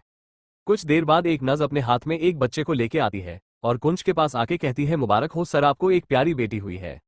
नर्स की बात सुन सबके फेस में बड़ी सी स्माइल आ जाती है। कुंज तो नर्स की बात सुन अपनी जगह में ही खड़ा रहता है, वो कुछ मोमेंट ही नहीं करता, वो तो किसी मूर्ति की तरह अपनी जगह में जम गया था। उसके कानों में बस नर्स की आवाज ही गूंज रही थी, आपको बेटी हुई है, आपको बेटी हुई है, आपको बेटी हुई है। कुंज को बस अपने कानों में उसके सिवा कोई आवाज ही नहीं सुनाई देती है, वो बस नर्स की गोद में अपनी बेटी को ही देखता रहता है। नर्स वो तो कब से कुंज को उसकी बेटी पकड़ने को कह रही थी, लेकिन कुंज था जिसे कुछ सुनाई ही नहीं दे रहा था। कुंज को ऐसे देख आदिल कुंज के कंधे में हाथ रखता है और उसे हिलाते हुए कहता है, कुंज कहाँ खो गया? डॉक्टर कब से तुझे बेबी पकड़ने को कह रही है। कुंज आदिल की बात सुन अपने होश में आता है और उसे देख हाँ कहता है तो आदिल इसे बेबी को पकड़ने का इशारा करता है, जिसे समझ कुंज जल्दी से अपनी बेटी को अपने गोद में ले लेता है। कुंज अपनी बेटी को देखता है तो उसकी आंखों से एक कतरा आंसू का गिर जाता है। कुंज अपनी बेटी के माथे पर किस कर देता है और फिर नस से पूछता है, पीहू वो ठीक है? नस हाँ में अपना सिर हिला के बोली, जी सर वो ठीक है। कुंज अपना सिर हिला देता है और फिर आदिल की तरफ देख कहता है, सर मैं फादर बन गया, मुझे यकीन नहीं हो रहा है। आदिल कुंज की पीठ पर रफ कर बोला, यकीन नहीं हो रहा है तो अपनी गोद में पकड़ी इस नन्ही सी जान को देख यकीन कर लो। कुंज आदिल की बात सुन अपनी गोद में पकड़ी उस छोटी सी बच्ची को देखता है। सना चाहत भी कुंज के पास आते हैं और यूएस बच्ची को देखने लगते हैं। वो दोनों भी बच्ची को देख मुस्कुरा जाती है। सना कहती है, भाई ये तो बिल्कुल पीहू को तरह देखती है। कुंज हाँ में अपना सिर हिला देता है। देवांश साइड में खड़ा हो कुंज को देख रहा था, जिसके चेहरे में दुनिया जहां की खुशी नजर आ रही थी, जिसे देख देवांश के चेहरे पर एक दर्द देखता है और होठों में मुस्कान देवांश वहां से निकल जाता है। देवांश हॉस्पिटल के बाहर आता है और अपनी कार के बगल में खड़ा हो अपनी जेब से सिगरेट निकाल उसे जला कस लेने लगता है। देवांश की आंखें लाल दिखने लगी थी और उसके एक हाथ की मुट्ठी कस रही थी। देवांश के कानों में एक आवाज सुनाई देती है, सॉरी मिस्टर कपूर, मैं आपसे झूठ नहीं कहूंगी, लेकिन सच ये है कि मिसेज कपूर के मां बनने के चांसेज अब बहुत कम है। उनका जो मिसकैरेज हुआ था उसकी वजह से उनके यूटस में असर हुआ है। अगर आगे चलकर कभी उन्होंने कंसीव कर भी लिया तो 90% चांस है कि उनका फिर से मिसकैरेज हो जाएगा और फिर शायद आगे चल के वो फिर दोबारा कभी मां ना बन पाए। इसलिए सर मैं आपसे यही सलाह दूंगी कि आप दोनों बच्चा अडॉप्ट कर ले, खुद के बच्चे के बारे में ना सोचे, इससे मिसेज कपूर की जान को खतरा हो सकता है। देवांश अपनी आंखें बंद कर खड़ा था और उसे 2 साल पहले डॉक्टर की कही बातें याद आ रही थी कि तभी कोई देवांश ने कंधे में हाथ रख देता है। देवांश बिना देखे ही पीछे मुड़ता है और आदिल के गले लग जाता है। देवांश आदिल के गले लग दर्द में बोला, आदि क्या बाप बनने पर इतनी खुशी होती है?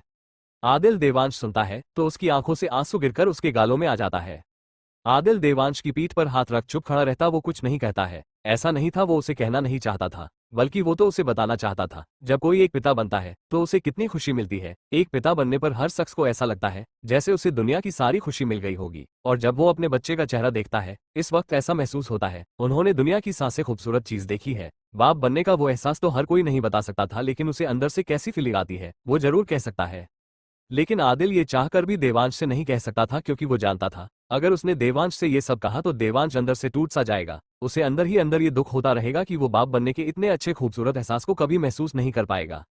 देवांश आदिल एक दूसरे के गले लग वहीं हॉस्पिटल के बाहर खड़े रहते हैं, जिन्हें ऊपर से कोई आंखों में आंसू लिए देख रहा था। कपूर बंगलो 2 दिन हो गए थे पीहू की डिलीवरी को। आज पीहू घर आने वाली थी। देवांश चाहत पहले ही घर आ गए थे, क्योंकि आज संडे था तो अद्विक घर में अकेला था। सना और आदिल कुंज के साथ ही थे, वो उनके साथ ही घर आने वाले थे। वैसे अद्विक अब तक 7 साल का हो गया था, इसलिए वो अकेला रह जाता था, लेकिन फिर भी चाहत देवांश घर आ जाते हैं।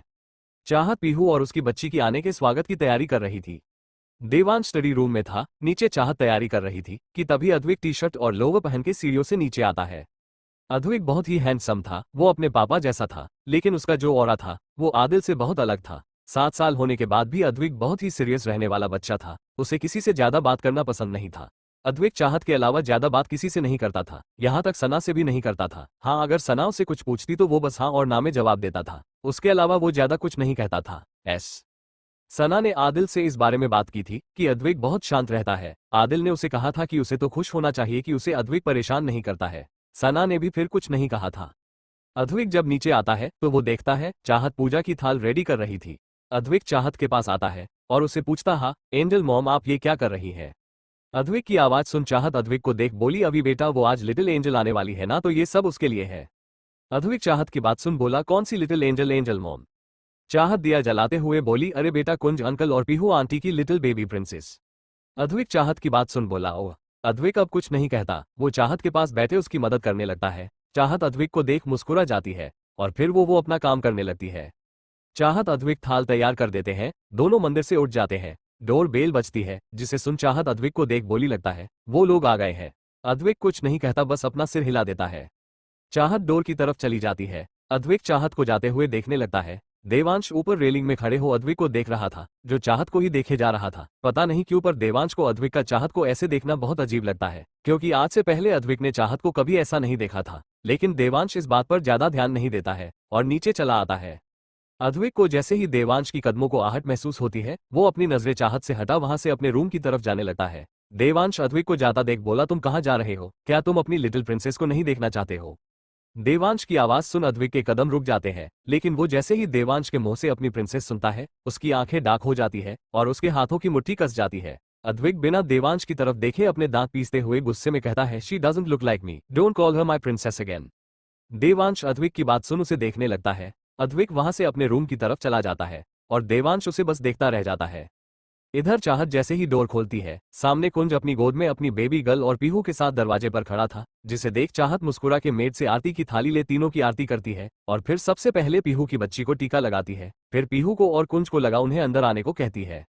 चाहत कुंज से बच्ची को ले लेती है तो कुंज पीहू को लेके अंदर आता है। सना आदिल बैग लेके अंदर आते हैं, सब सोफे में जाके बैठ जाते हैं। चाहत मेड से सबके लिए पानी लाने को कहती है। सभी पानी पीते हैं और फिर चाहत कुंज को देख कहती, भाई आप पीहू को लेके रूम में जाए, इसे अभी आराम की जरूरत है, तब तक मैं इसे देख लूंगी। चाहत ने अपनी गोद में पकड़ी बच्ची की तरफ इशारा की, कुंज हाँ कहता है और फिर पीहू के लेके रूम में चला जाता है। सना चाहत से पूछती है, चाहिए विकी कहाँ है? चाहत बोली, वो अपने रूम में है, अभी थोड़ी देर पहले आया था नीचे, फिर शायद रूम में चला गया। सना अपना सिर हिला देती है और चाहत की तरफ हाथ बढ़ा बोली, दो चाहत, इसे मैं भाई को देके आती हूँ, तुम्हारी तबीयत वैसे भी ठीक नहीं है। देवांश सना को देखते हुए बोला, तुम ऐसा क्यों कह रही हो? इसकी तबीयत को क्या हुआ है? सना कुछ कहती उससे पहले चाहत देवांश से कहती है, कुछ नहीं वंश, ये कुछ भी कहती है, वो कल मुझे हॉस्पिटल में हल्के चक्कर आए थे इसलिए कह रही है, लेकिन मुझे सच में कुछ नहीं हुआ। देवांश चाहत की घूरते हुए बोला, और तुम मुझे ये अब बता रही हो? चाहत बेबी को सना को दे देवांश के पास आती है और उसका हाथ पकड़ प्यार से बोली, वंश मैं ठीक हूँ और मुझे बस हल्का सिर घूमा था, शायद ज्यादा देर खड़े रहने से हुआ, पर देखिए ना मैं कल से आपके साथ हूँ, आपकी लगा कि मेरी तबीयत ठीक नहीं है। देवांश चाहत के माथे को छूता है और फिर उसका हाथ पकड़ बोला, स्नोवी प्लीज अपना ख्याल रखा करो, तुम जानती हो ना तुम्हें थोड़ा सा भी कुछ हुआ तो मेरी क्या हालत होती है। चाहत देवांश के हाथ के ऊपर अपना हाथ रख बोली, जानती हूँ वंश, इसलिए तो मैं अपना बहुत ज्यादा ध्यान रखती हूँ। देवांश चाहत के हाथ के ऊपर अपना हाथ रख बोला, अच्छा सुनो, कल अंश, तनु और तेज आ रहे हैं तो उनके लिए मेड से कहकर रूम रेडी करवा देना, और है तुम कुछ मत करना, मेड से ही कहना, मैंने उन्हें यहाँ फ्री में नहीं रखा है, अगर मैंने देगा तुम खुद रूम साफ कर रही हो तो मैं सारे सर्वेंट को फायर कर दूंगा। चाहत देवांश को देख अपना सिर हिला बोली, ठीक है। देवांश चाहत के माथे को चूम बोला, रूम में जाके रेस्ट करो। चाहत सिर हिला देती है। ऐसे धीरे धीरे दिन गुजर जाता है, सुबह से दिन और दिन से रात कब हो जाती पता नहीं चलता, पर इस पूरे दिन भर में अद्विक ने एक भी बार पीहू कुंज की बच्ची को ना तो देखा था और नहीं उसे देखा था। उसे वैसे भी उसे देखने का कोई भी मन नहीं था, पता नहीं क्यों, लेकिन अद्विक पीहू की बच्ची की तरफ देख भी नहीं रहा था, मानो उसे ये अकाउंट ही न हो कि वो उसे देखे या छुए भी। सबके डिनर होने के बाद सब अपने रूम में जाके सो जाते हैं और सुबह कब होती है पता नहीं चलता। अगली सुबह आज अंश, तनु और उनका बेटा तेज आने वाले थे, इसलिए चाहत ने देवांश के कहने पर सर्वेंट से रूम साफ करने को कहा था। जैसे देवांश ने कहा था, चाहत ने कल कोई काम नहीं किया, यहाँ तक खाना भी कल मेड ने बनाया था। सब लोग अभी नाश्ते के लिए बैठे हुए थे कि तभी डोर बेल की आवाज आती है, तो एक मेड जाके दरवाजा खोलती है। अयांश और तनुश्री अपने 7 साल के बच्चे तेज से साथ अंदर आता है। अयांश सबको नाश्ता कर जल्दी से भागते हुए डाइनिंग टेबल के पास एक चेयर खींच उसने बैठ जाता है और सबको देख बोला, वाह यार, मेरी हमेशा कितनी अच्छी टाइमिंग रहती है, हमेशा खाने के टाइम में आता हूँ। अयांश की बात सुन सब मुस्कुराने लगते हैं। तेज तनुश्री भी डाइनिंग टेबल के पास आते हैं। तेज अपने डैड को देख बोला, dad you have come from a journey, first wash your hands and then eat. Ayansh अपने बेटे की बात सुन बोला, मेरे हाथ साफ है, मुझे भूख लगी है, खाने दे, मैं तेरा बाप हूं तुम नहीं। अयांश तेज को घूर जैसे ही अपने लिए खाना निकालने लगता है वैसे ही देवांश अपनी कठोर आवाज में कहता है, अयांश तेजांश सही कह रहा है, तुम अभी अभी आए हो जाओ और पहले फ्रेश होके आओ। अयांश देवांश को देखने लगता है तो देवांश उसे अपनी सर्द नजरों से देखता है, जिसे देख अयांश तेज को घूरने लगता है और बड़बड़ाते हुए चेयर से उठ बोला, ये मेरी औलाद नहीं हो सकता, जब देखो तब मुझे हर चीज में रोक टोक करवाता रहता है। चाहत चेयर से उठा अयांश तनुश्री को देख बोली, चलिए भैया मैं आप लोगों को आपके रूम दिखा देती हूँ। तनुश्री कुछ कहती कि तभी अद्विक चाहत का हाथ पकड़ उसे वापस चेयर में बैठा चाहत को घूरते हुए बोला, एंजल मॉम उन्हें सर्वेंट रूम दिखा देंगे, आप चुपचाप अपना खाना फिनिश कीजिए। You tell us you don't get up while eating, then why are you getting up while eating now. Advik की बात सुन चाहत उसे देख कहती है, लेकिन अभी उन्हें रूम तक। चाहत अभी बोल ही रही थी कि तनुश्री कहती है, नहीं चाहत मैं ही ये ही कहने वाली थी, तुम अपना नाश्ता करो हम खुद चले जाएंगे। चाहत तनुश्री की बात सुन अपना सिर हिला बोली, ठीक है मैं सर्वेंट से कहकर तुम लोगों का सामान रूम में भिजवा दूंगी। तनुश्री हाँ में अपना सिर हिलाती है और तेज अयांश के साथ रूम की तरफ चली जाती है। तेज अयांश से कहता है, dad this is so rude. Ayansh Tej को चुप करते हुए बोला, नहीं तेज ऐसा नहीं बोलते, वो जो कह रहा था सही कह रहा था, बड़ी मॉम खाना खा रही थी इसलिए उसने ऐसा कहा।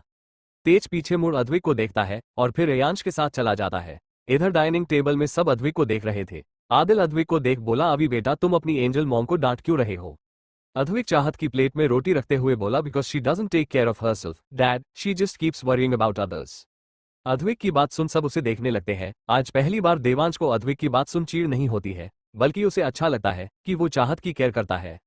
अद्विक चाहत को खाते हुए बहुत गैर से देखने लगता है। आदिल की नजर जब उस पर जाती है तो वो उसे पूछता है, अभी बेटा क्या हुआ, तुम खा क्यों नहीं रहे हो, चाहत को क्यों देख रहे। अद्विक चाहत को देखते हुए ही बोला, डैड पहले मैं अपनी प्रिंसेस को खिला दूं उसके बाद खा लूंगा।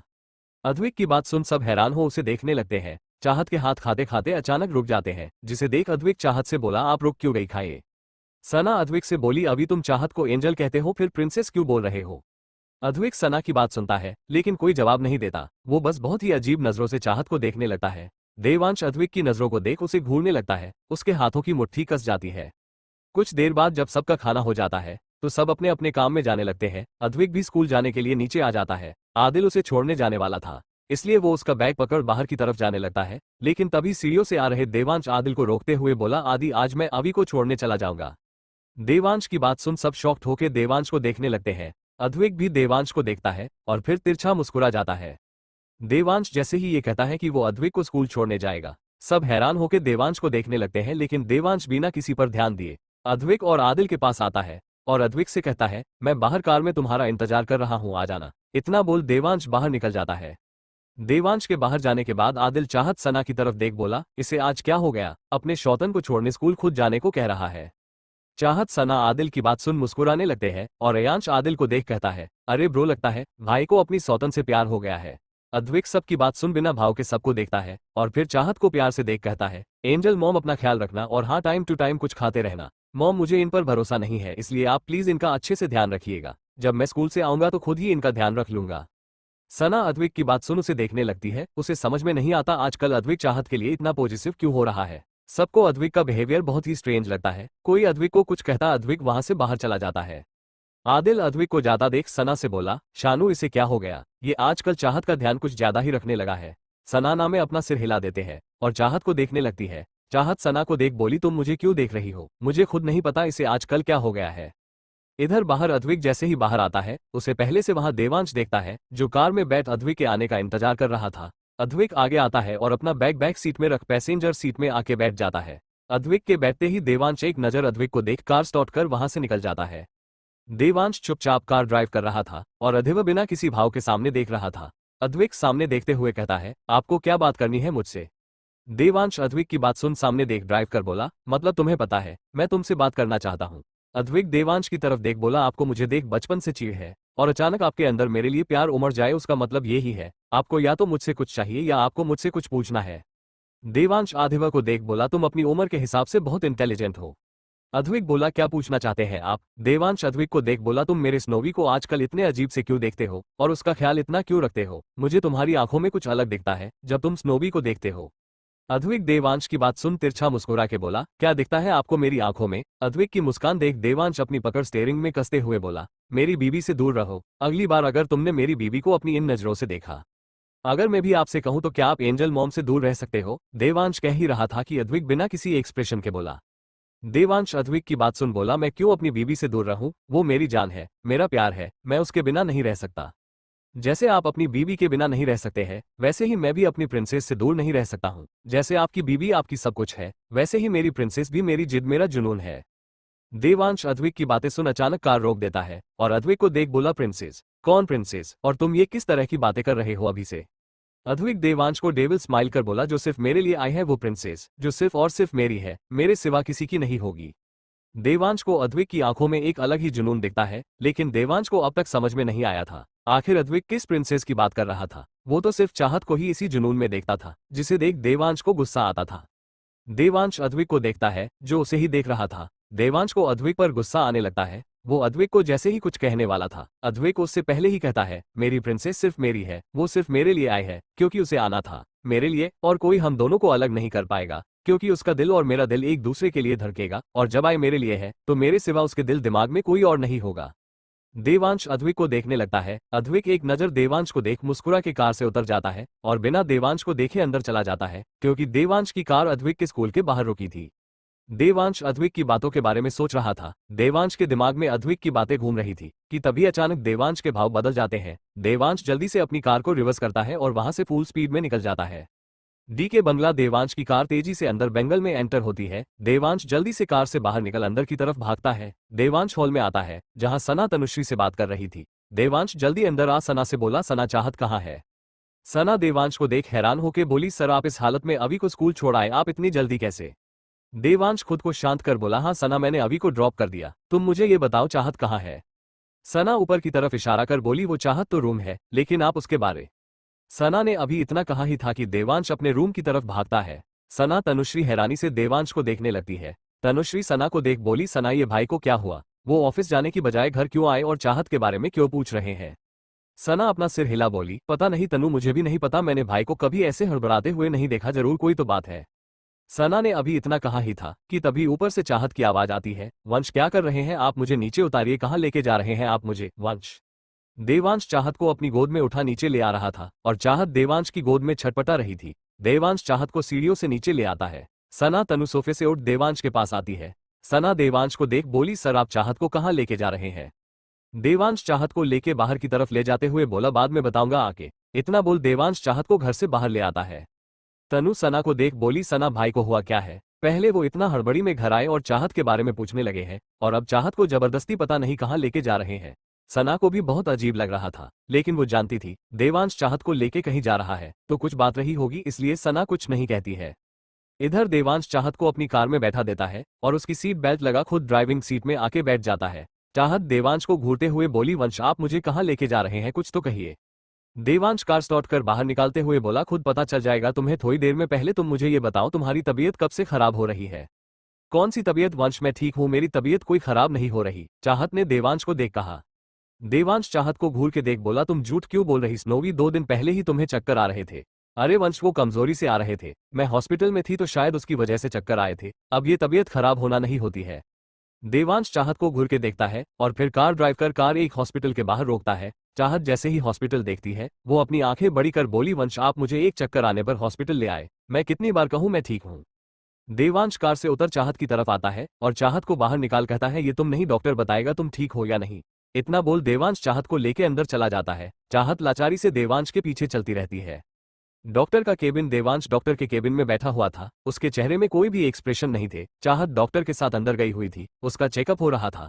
देवांश अपने फोन को स्क्रॉल कर रहा था, लेकिन देवांश अपने एक पैर को हिलाते जा रहा था, जिससे साफ पता चल रहा था कि वो भले ही बाहर से शांत दिख रहा हो, लेकिन उसके अंदर बहुत कुछ चल रहा था। उसे बस डॉक्टर और चाहत के बाहर आने का इंतजार था। उसकी नजर अपने फोन में कम और सामने ज्यादा थी, जहां डॉक्टर चाहत को चेक कर रही थी। आधा घंटा हो गया था, लेकिन डॉक्टर और चाहत अभी तक नहीं आए थे, जिसे देख देवांश की बेचैनी बढ़ने लगती है। वो अब अपना फोन नीचे रख अपने पैर को तेजी से जमीन में टैप करने लगता है। देवांश इससे पहले और बेचैन होता कि तभी डॉक्टर और चाहत दोनों बाहर आते हैं। देवांश सीधे बैठ जाता है। देवांश चाहत को देखता है, जिसकी नजरें नीची थी, उसके चेहरे में कोई भाव नहीं थे। देवांश डॉक्टर को देखता है, डॉक्टर अपनी चेयर में बैठती है। चाहत भी देवांश के सामने अपना सर झुका के बैठ जाती है। देवांश डॉक्टर को देख एकदम से बोला, doctor everything is fine. Doctor Devansh को देखती है और फिर चाहत को। डॉक्टर पानी का गिलास उठा उससे पानी पीती है और फिर देवांश को देख बोली, मिस्टर कपूर आपको कैसे पता कि मिसेज कपूर प्रेग्नेंट है? देवांश डॉक्टर की बात सुन शॉक्ड हो डॉक्टर को देख बोला, this means my wife is pregnant. Doctor Devansh को देख बोली, yes mister Kapoor, missus Kapoor is 3 months pregnant. What Devansh हैरान होकर चाहत को देखने लगता है। चाहत आंखों में आंसू लिए देवांश को देखती है। उसे भी जब ये पता चला था उसे भी विश्वास नहीं हुआ था। डॉक्टर देवांश को देख बोली, जी हाँ मिस्टर कपूर, पर मुझे हैरानी इस बात की है ये पॉसिबल कैसे हुआ, क्योंकि मिसेज कपूर की रिपोर्ट मैंने खुद चेक की, इनके कॉन्सेप्ट करने के चांसेस बहुत कम थे। और ताजुब की बात यह भी है कि मिसेज कपूर 3 मंथ से प्रेग्नेंट थी और इन्हें खुद पता नहीं चला, ऐसे कैसे हो सकता है। देवांश चाहत को देखता है जो सिसक रही थी। देवांश चाहत का हाथ पकड़ डॉक्टर को देख बोला, डॉक्टर कुछ परेशानी या प्रेगनेंसी में कोई कॉम्प्लिकेशन तो नहीं है ना। डॉक्टर नामे अपना सिर हिला बोली, नहीं मिस्टर कपूर, अभी तो ऐसा कुछ नहीं है, आप बस इनका खाने पीने में ध्यान रखें। वैसे 3 मंथ हो गए हैं इनकी प्रेगनेंसी को और इन्हें पता भी नहीं था, फिर भी ये और बेबी एकदम ठीक है। ऐसा लग रहा है जैसा कोई इनका पिछले 3 महीने से अच्छे से ख्याल रख रहा था। चाहे आप लोगों ने अनजाने में इनका ख्याल रखा हो या जानकर, पर इसका असर बेबी पर हुआ है। आप लोग ऐसे ही इनका आगे ख्याल रखते रहना, इनका टाइम में खाना पीना और सोना सब टाइम पर हो। बाकी आप एक अल्ट्रासाउंड करवा लेना। देवांश डॉक्टर की सारी बातें सुन रहा था। वो डॉक्टर की सारी बातें सुन हाँ में अपना सिर हिला देता है। डॉक्टर देवांश की तरफ कुछ दवाइयां पकड़ा और एक डाइट चार्ट पकड़ाते हुए बोली, ये मिसेज कपूर की दवाइयां और डाइट चार्ट है, आप इसके हिसाब से ही उन्हें टाइम टू टाइम देते रहना और इनका पूरा ध्यान रखना। देवांश दवाइयां लेते हुए हाँ कहता है और फिर चाहत का हाथ पकड़ उसे डॉक्टर की केबिन से बाहर ले आता है। चाहत की आंखों में अब भी आंसू थे, लेकिन देवांश के चेहरे में अब भी कोई भाव नहीं थे। उसके कानों में डॉक्टर की बात सुनाई दे रही थी। ऐसा लग रहा है जैसा कोई इनका पिछले 3 महीने से अच्छे से ख्याल रख रहा था। देवांश चाहत को लेके अब तक कार के पास आ गया था। देवांश चाहत को कार में बैठा देता है और उसकी सीट बेल्ट लगा वहां से एक दुकान की तरफ जाता है। चाहत कार में बैठ अब भी रो रही थी। उसे तो यकीन ही नहीं हो रहा था कि वो इतने सालों से जिस खुशी के लिए तड़प रही थी, उसे अचानक वो खुशी मिली और उसे पता भी नहीं चला। चाहत अपने पेट में हाथ रखती है कि तभी ड्राइविंग साइड का डोर खिलता है और देवांश अपने हाथ में जूस की एक छोटी सी बोतल लिए कार में बैठ जाता है। चाहत देवांश की तरफ देखती है। देवांश भी चाहत को देखता है। चाहत का हाथ अभी भी उसके पेट में था, जिसे देख देवांश चाहत की सीट बेल्ट खोल चाहत को अपनी गोद में बैठा उसे अपने गले से लगा लेता है। चाहत देवांश के गले लग रोने लगती है। उसे अभी जो खुशी, जो फीलिंग अंदर से आ रही थी वो बता नहीं सकती थी। वही हाल देवांश का भी था। वो अभी जो फील कर रहा था वो उसे बयां नहीं कर सकता था। उसे आज एहसास हो रहा था जब कोई पिता बनता है तो कैसा महसूस होता है। देवांश ने एक बार आदिल से पूछा था पिता बनने में कैसा महसूस होता है, उसे भी वो फील करना है। लेकिन किस्मत ने कहे या ऊपर वाले ने उसे उस वक्त उस फीलिंग से दूर रखा था। लेकिन आज फाइनली देवांश ने वो फीलिंग, वो खुशी महसूस की है जो वो भी महसूस करना चाहता था। देवांश चाहत को गले लगा, अपनी नम आंखों से बोला, thank you so much snowy, मुझे पूरा करने के लिए, मुझे इतनी प्यार खुशी देने के लिए, एक पिता बनने की फीलिंग का एहसास करवाने के लिए। चाहत कस के देवांश के कोट पर अपनी पकड़ कस देती है। देवांश चाहत के बालों को सहलाकर उसे खुद से दूर करता है और उसके आंसू पोंछ उसके माथे, गाल, नाक और होठों में किस करने लगता है। चाहत देवांश को देखती है और फिर उसका हाथ पकड़ अपने पेट में रख बोली, वंश हम आज पूरे हो गए, हमारा अस्तित्व मिल गया। देवांश चाहत के पेट में रखे अपने हाथ को देखता है और फिर मुस्कुरा के हाँ कहता है। लेकिन तभी उसे कुछ याद आता है और वो चाहत को देख बोला, स्नोवी तुम 3 मंथ से प्रेग्नेंट हो, तुम्हें पता कैसे नहीं चला? तुम्हारे पीरियड मिस हुए तो तुमने मुझे बताया क्यों नहीं? चाहत देवांश से बोली, मुझे लगा था ये वैसे ही बंद हो गए हैं, क्योंकि डॉक्टर ने कहा था कि कुछ दिनों बाद मेरे पीरियड आने बंद हो जाएंगे, इसलिए उन्होंने मुझे पिल्स दी थी। देवांश चाहत को देख बोला, 1 मिनट, जब तुम पिल्स ले रही थी तो तुम प्रेग्नेंट कैसे हो गई? चाहत देवांश को देख बोली, वो मैं पिछले 5 महीने से नहीं ले रही थी। देवांश चाहत को देखने लगा और उससे पूछता है, लेकिन तुमने बंद क्यों किया था? क्या तुम्हें उम्मीद थी कि तुम कैंसिल कर लोगी? चाहत अपना सिर झुका बोली, नहीं मुझे उम्मीद नहीं थी, वो तो मैंने दवाई अभी के कहने पर छोड़ी। उसने कहा कि उसे अच्छा नहीं लगता कि मैं ये दवाई लेती हूँ, इसलिए उसने मेरी सारी दवाई फेंक दी थी। देवांश चाहत को देखने लगता है। अचानक देवांश के दिमाग में डॉक्टर की बात घूमती है तो देवांश चाहत से बोला, स्नोवी क्या पीछे कुछ महीने से अभी तुम्हारे ध्यान ज्यादा रखने लगा था? चाहत देवांश को देखती है और फिर याद करते हुए बोली, हाँ वंश, वो मेरा बहुत ध्यान रखता है। आपको याद है आप कुछ दिन पहले 1 हफ्ते के लिए बाहर गए थे, तब अभी मेरे साथ ही सोता था और मुझे सोला कर खुद बाद में सोता था। मैं उसे सुलाने की कोशिश करती थी लेकिन वो मेरे बालों को सहलाकर मुझे सुला दिया था। यहाँ तक वो तो मुझे कुछ करने भी नहीं देता था। रोज सुबह नाश्ता करवाकर मुझे जूस देना, पूरे दिन भर में मुझे कुछ न कुछ खिलाता रहता था। जब स्कूल जाता था तो सना को कहता कि वो मेरा अच्छे से ख्याल रखे। देवांश चाहत को घूरते हुए बोला, और तुमने मुझसे ये बात क्यों छुपाई?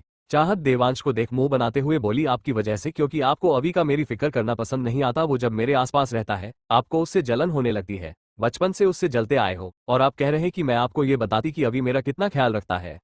देवांश चाहत को घूरने लगता है और फिर उसे वापस सीट में बैठा उसके हाथ में जूस की बोतल और जेब से चॉकलेट निकाल के देते हुए बोला, ये लो, उसे पी लो, फिर घर जाना है, सबको भी तो ये गुड न्यूज सुनानी है। चाहत देवांश के हाथ से चॉकलेट लेते हुए बोली, वाफ चॉकलेट, आप आज इतने मेहमान कैसे हो गए? पिता बनने की खुशी में रिवार्ड दे रहे हैं।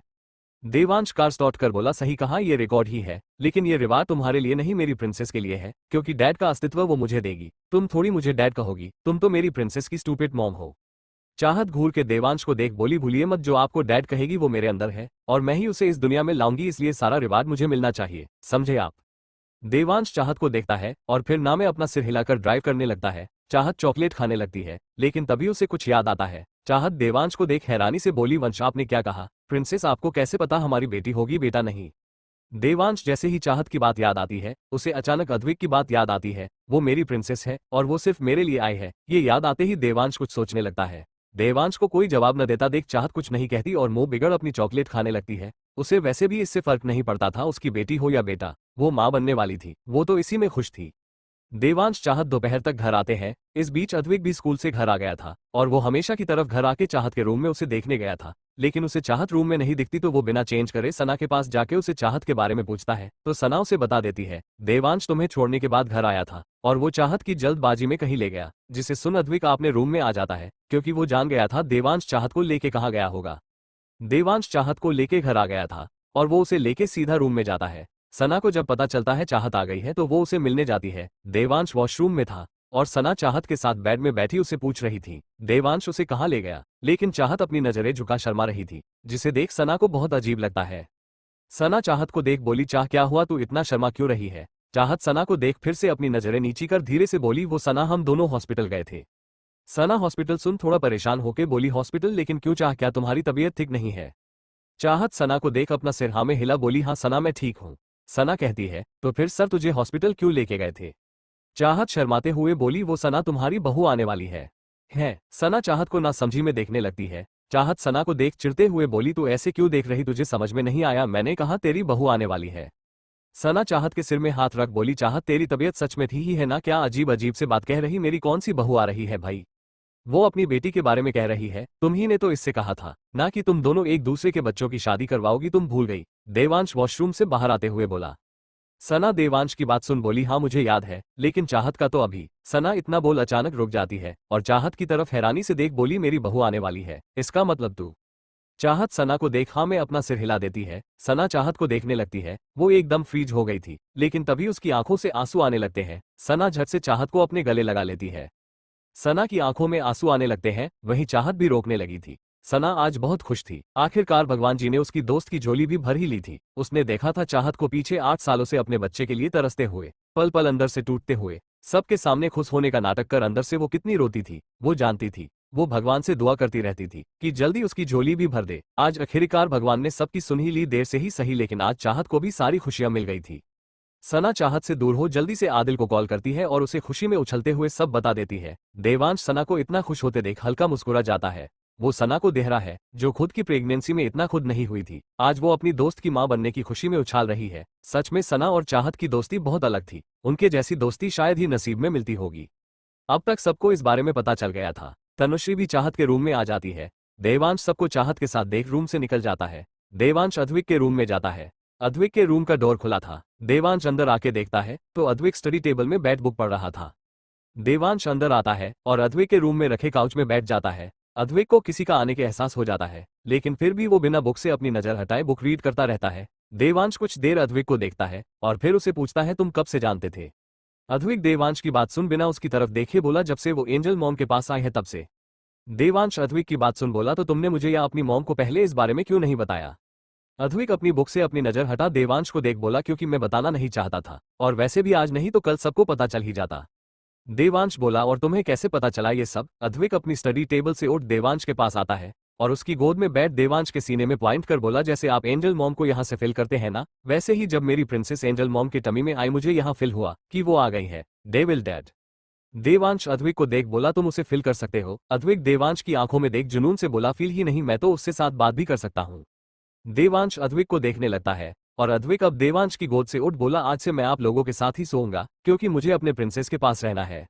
अद्विक की बात सुन देवांश से एक्सप्रेशन सख्त हो जाते हैं और वो काउच से उठ बोला, सोचना भी मत, चुपचाप अपने रूम में रहो। इतना बोल देवांश अद्विक के रूम से निकल जाता है और अद्विक देवांश की बात सुन तिरछी मुस्कान लिए बोला, आपको पूछा नहीं था मैंने? डेविल डैड सिर्फ बताया था, मेरी प्रिंसेस मुझे कोई दूर नहीं कर सकता, आप भी नहीं। अद्विक इतना बोला अजीब तरह की स्माइल करने लगता है, उसके चेहरे में एक अलग ही जुनून दिखने लगता, जबकि वो अभी सिर्फ 8 साल का था और उसका वो ऑरा, वो बातें और एक्सप्रेशन नॉर्मल नहीं थे। वो बाकी बच्चों से बहुत अलग था, और वो ऐसा क्यों था किसी को पता नहीं था, क्योंकि आदिल और सना इससे नहीं थे। हाँ, आदिल का ऑरा भी कुछ हद तक सख्त था, लेकिन अद्विक जैसा कभी नहीं था। ऐसे धीरे धीरे वक्त बीतता जाता है, दिन महीने ऐसे निकलते गए, किसी को पता नहीं चलता। अद्विक ने जैसा कहा था उसने वैसा किया भी। वो देवांश चाहत के रूम में शिफ्ट हो गया। देवांश ने उसे मना किया, लेकिन चाहत ने देवांश को मना कर अद्विक को अपने साथ रख लिया। फिर क्या था, दोनों लग जाते थे चाहत का ध्यान रखने। दोनों में कई बार लड़ाई भी हो जाती थी क्योंकि दोनों को एक दूसरे से चिढ़ होती थी। जहां देवांश को चाहत के पास अद्विक रास नहीं आता था, वहीं अद्विक को भी देवांश का चाहत का ख्याल रखना रास नहीं आता था। दोनों के बीच में जंग छिड़ जाती थी, एक दूसरे को घूरने की। घर में सब लोग उन्हें देख अपना सर पकड़ लेते थे। चाहत उसे तो उन दोनों से कहीं दूर जाने का मन करता था, क्योंकि उन दोनों के वॉर में हमेशा वही तो बीच में पिसती थी। एक चाहत को कुछ देता था तो दूसरा उसे वो खाने नहीं देता था, जिससे से चाहत बहुत परेशान हो जाती थी। उसे तो कभी कभी लगता था कि वो क्यों इन दोनों पॉजिटिव इंसानों के बीच में फंसी। अब तक चाहत का 9 महीना चला रहा था। इन 9 महीने भले ही अद्विक देवांश ने एक दूसरे बहुत लड़ाई की हो, लेकिन दोनों ने चाहत की केयर करने में कोई कमी नहीं छोड़ी थी। एक दिन रात का वक्त था और हमेशा की तरह अद्विक देवांश एक दूसरे से लड़ाई करते हुए चाहत को खाना खिला रहे थे, और सब लोग बस उन्हें ही देख रहे थे। देवांश जहां एक तरफ से चाहत के मुंह में रोटी देता है, तो वहीं दूसरी तरफ से अद्विक चाहत की खिलाता था। चाहत का मुंह बाहर चुका था। वो दोनों को अपना हाथ दिखा, मुंह का खाना निगल दोनों को घूरते हुए बोली, क्या कर रहे हो आप दोनों एक दूसरे के झगड़े के बीच में मुझे क्यों ले आ रहे हो? मैं खुद खा लूंगी, आज से आप दोनों में से मुझे कोई खाना नहीं खिलाएगा। दोनों ने मुझे खेलने का टॉय समझ के रखा है, जब देखो दोनों मेरे लिए लड़ते रहते हैं। देवांश चाहत को देख अद्विक की तरफ घूरते हुए बोला, स्नोवी तुम मुझे मत कहो, ये हमेशा बीचने आता है। तुम मेरी बीबी हो तो तुम पर मेरा हक है, इसे बोलो ये तुमसे दूर रहे। अद्विक देवांश को घूरते हुए बोला, मैं क्यों उनसे दूर रहूं, वो मेरी एंजल मॉम है, अब मेरी प्रिंसेस की भी होने वाली है, और आपकी बीबी है तो आपका हक हो गया। से क्या मतलब है आपका? वो कोई चीज नहीं है जिन पर आप हक जमा रहे हो। अद्विक की बात सुन सब हंसने लगते हैं। चाहत को भी हंसी आ जाती है। वो हंस ही रही थी कि तभी अचानक उसे अपने पेट में दर्द होता है। देवांश अद्विक एक दूसरे को घूर रहे थे कि तभी देवांश को अपने सीने में दर्द होता है, और वो अचानक चाहत की तरफ देखता है। देवांश चाहत को देख बोला, स्नोवी तुम ठीक हो? दर्द हो रहा है? चाहत देवांश को देख अपने पेट में हाथ रख आंखों में आंसू लिए बोली, वंश लगता है बेबी आने वाला है। देवांश एकदम से घबरा जाता है। वो जल्दी से अपनी चेयर से उठ अयांश से बोला, अंश गाड़ी निकालो जल्दी। अयांश हाँ में अपना सिर हिला देता है। आदिल देवांश से बोला, देव तुम चाहत को लेके हॉस्पिटल आओ, मैं सब अरेंज करने को कहता हूँ। देवांश हाँ में अपना सिर हिला देता है। आदिल कॉल करते हुए बाहर निकल जाता है। देवांश जल्दी से चाहत को अपनी गोद में उठा उसे बाहर ले जाता है और सना से कहता है, अभी को लेके आओ, और कुंज तुम यहीं रुको पीहू और श्री के साथ। देवांश की बात सुन तनुश्री बोली, भाई मैं भी आना चाहती हूँ, लेकिन देवांश उसे देख बोला, नहीं तुम इस हालत में नहीं आओगी, तुम यहीं रहो। देवांश इतना बोला बाहर निकल जाता है। दरअसल तनुश्री का 5 मंथ चल रहा था, इसलिए देवांश नहीं चाहता था वो ऐसे हॉस्पिटल आए। देवांश सना जल्दी से बाहर आते हैं। सना कार का पीछे का गेट खोलती है तो देवांश चाहत को अंदर बैठा देता है, जिसके बाद सना चाहत के पास बैठ जाती है। चाहत दर्द से चीख रही थी और सना उसके हाथों को रफ कर उसे रिलैक्स करने लगती है। देवांश पैसेंजर सीट की तरफ आता है। वो जैसे ही पैसेंजर सीट का डोर खोलता है, वैसे अचानक उसके पैर लड़खड़ाने लगते हैं, लेकिन तभी अद्विक देवांश को पीछे से पकड़ लेता है। वैसे देवांश ने कार का डोर पकड़ा हुआ था, जिस वजह से देवांश का ज्यादा भार अद्विक में नहीं होता है। देवांश अद्विक को देखता है तो अद्विक देवांश को देख पूछता है, आप ठीक है? देवांश अपने सीने में हाथ रख लंबी सांस ले बस अपना सिर हिला देता है, और फिर कार में बैठ अद्विक को अपनी गोद में बैठा अयांश को कार स्टार्ट करने को कहता है। अयांश कार स्टार्ट कर हॉस्पिटल की तरफ भगा देता है। 15 मिनट में उनकी कार हॉस्पिटल के बाहर रुकती है। पूरे रास्ते चाहत की दर्द भरी चीखें ही कार में सुनाई दे रही थी, हालांकि सना उसे पूरा हौसला दे रही थी। देवांश कार रुकते ही अद्विक को जल्दी से अपनी गोद से उतार कार से उतरता था और जल्दी से बैक सीट का डोर खोल चाहत को अपनी गोद में उठा हॉस्पिटल के अंदर जाता है। आदिल ने पहले से ही यहाँ सब कुछ अरेंज करके रखा था, इसलिए देवांश चाहत को सीधा अंदर ले जाता है, जहां डॉक्टर पहले से उसका इंतजार कर रहे थे। देवांश चाहत को स्ट्रेचर में लेटा देता है और डॉक्टर जल्दी से चाहत को ओरती में ले जाते हैं। चाहत दर्द से चीख रही थी और बार बार कह रही थी, वंश हमारा बच्चा, हमारे बच्चे को बचा लो। देवांश वहीं बाहर वेट करता है। अब तक सब वहां आ गए थे। देवांश अपने सीने में हाथ रख वहीं दीवार के सहारे नीचे बैठ जाता है। उसके सीने में बहुत दर्द हो रहा था। जितना दर्द चाहत को हो रहा था, उतना ही उधर बाहर देवांश को हो रहा था। आदिल देवांश के पास आओ से उठाते हुए बैच में बैठा के बोला, देव तुम ठीक हो? देवांश गहरी गहरी सांसें लेते हुए अपना सिर हिला देता है। अद्विक देवांश को देख रहा था। वो उसके पास आता है और अचानक उसके सीने में हाथ रख देवांश को देख बोला, relax devil dad, angel mom और प्रिंसेस को कुछ नहीं होगा, आप खुद को शांत रखिए। पता नहीं अद्विक के देवांश के सीने में टच करने में ऐसा क्या जादू था कि अचानक देवांश के सीने जो असहनीय दर्द हो रहा था, वो धीरे धीरे कम होने लगता है। देवांश अद्विक को देखता है तो अद्विक बिना भाव के देवांश को देख बोला, कुछ देर में सब ठीक होगा, रिलैक्स। देवांश अपना सिर हिला देता है। आदिल जल्दी से देवांश के लिए पानी लाता है और उसे देता है। देवांश पानी पीता है और फिर एक लंबी सांस भरता है। वो सब अभी देवांश के लिए चिंता कर ही रहे थे कि तभी सबकी कानों में एक बच्चे की रोने की आवाज सुनाई देती है, जिसे सुन सबके होठों में मुस्कान आ जाती है। लेकिन देवांश उसका शरीर बच्चे की आवाज सुन बर्फ की तरह जम जाता है। अद्विक अपने होठों में अजीब सी मुस्कान लिए धीरे से बोला, फाइनली मेरी प्रिंसेस आ गई। औरती का डोर खुलता है और नज हाथ में एक बच्चे को पकड़ते हुए ले आती है और देवांश के पास आते हुए कहती है, मुबारक हो सर, आपको बेटी हुई है। जैसे ही सब ये सुनते हैं, सब बच्ची की तरफ देखने लगते हैं। देवांश अपनी जगह से उठता है और नस के हाथ में एक छोटी सी बच्ची को देख अपने हाथ आगे कर उस बच्ची की अपनी गोद में ले लेता है। वो बच्ची जो रोए जा रही थी, देवांश के गोद में आते ही एकदम से चुप हो जाती है और अपनी बड़ी बड़ी आंखों को बंद और खोलते हुए देवांश को देखने लगती है। देवांश बच्ची को देखता है जिसका छोटा सा चेहरा पूरा लाल हो गया था, जिसे देख देवांश के आंखों से एक बूंद आंसू गिर बच्ची के गाल में गिरता है, जिससे बच्ची दोबारा से रोने लगती है। अद्विक बस अपनी प्रिंसेस को देखे जा रहा था, लेकिन जैसे ही वो उसे दोबारा रोता देखता है, उसके भाव बदल जाते हैं और वो देवांश से बच्ची को अपनी गोद में लेता है और उसे देखने लगता है। बच्ची जैसे ही अद्विक के पास आती है, वो अपनी पूरी आंखें खोल उसे देखने लगती है। बच्ची की आंखें बिल्कुल देवांश जैसी थी, ग्रीन, जिसे देख सब देवांश को देखने लगते हैं।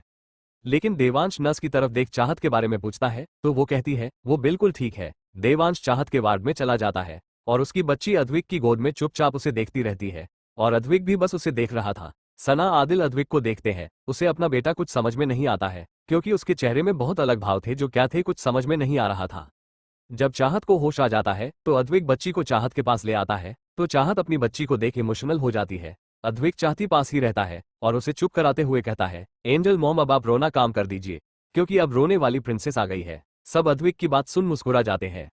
ऐसे कुछ दिन बाद चाहत डिस्चार्ज होकर घर वापस आ जाती है। सब लोग घर में एक नन्ही परी के आने से बहुत खुश थे, लेकिन कोई उस परी को अपनी गोद में भी नहीं उठा पा रहा था, क्योंकि अद्विक उसे छूने नहीं दे रहा था। वो तो बस अपनी प्रिंसेस को अपनी गोद में लिए ही रहता था। जब सोती थी उसके बगल में लेट जाता था। सब उसे इस बच्ची के लिए इतना पजेसिव देख परेशान हो गए थे, क्योंकि उनका मन भी होता था लिटिल गर्ल को गोद में उठाने का, उसे प्यार करने का, लेकिन अद्विक के कारण वो सब ये कुछ नहीं कर पाते थे।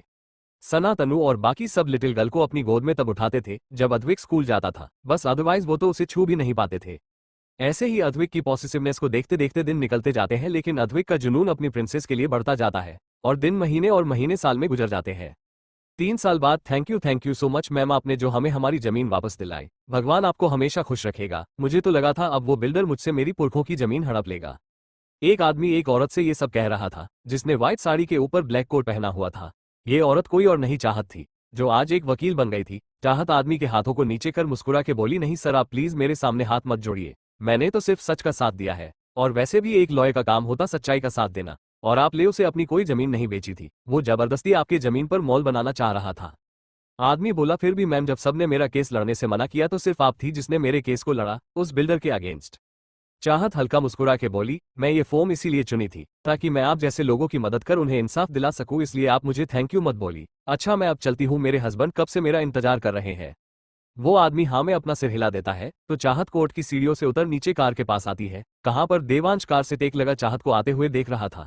चाहत देवांश के पास आती है तो देवांश चाहत को कमर से पकड़ उसे अपने करीब खींच उसकी आंखों में देख बोला, तो फाइनली मेरी वकील साहिबा ये केस जीत गई। चाहत देवांश के गले में अपने हाथ डाल बोली, जी प्रोफेसर साहब। देवांश चाहत के करीब आ जैसे ही उसके होठों के करीब जाने लगता है, चाहत देवांश के मुंह में हाथ रख उसे खुद से दूर कर बोली, क्या कर रही हैं आप, हम कोर्ट के बाहर हैं और जल्दी घर चलिए, देवांशी घर में अकेली है। देवांश चाहत को फिर से अपने पास खींच उसके होठों में हल्का सा चूम कर बोला, वो अकेली नहीं है, तुम्हारा वो दामाद है ना उसके पास, वो उसे अकेला कभी रहने देता है। चाहत मुस्कुरा के देवांश के गालों में किस कर बोली, आप 40 के हो गए लेकिन आपको अब भी अभी से जलन होती है। देवांश चाहत को घूर के देखता है तो चाहत देवांश से दूर होके बोली, चलिए हम लेट हो रहे हैं, आज राह और विशाल भैया आने वाले हैं, आदिल सर तो आज बहुत खुश होंगे। देवांश मुस्कुरा के बोला, अब उसकी बहन आखिरकार इतनों सालों बाद उसके पास आ रही है तो वो खुद तो होगा ही। जब हम उसके जिंदा होने की खबर मिलो थी तब हम गए थे उसे मिलने, हमने उसे कहा था कि वो हमारे साथ आ जाए लेकिन उसने मना कर दिया, लेकिन आज वो आ रही है। हाँ, उसने रहने के लिए आज भी मना किया है, लेकिन कुछ दिन के लिए आ रही है। देवांश ने चाहत को कार में बैठा दिया और खुद ड्राइविंग सीट में आ जाता है और कार को वहां से घर की तरफ मोड़ देता है।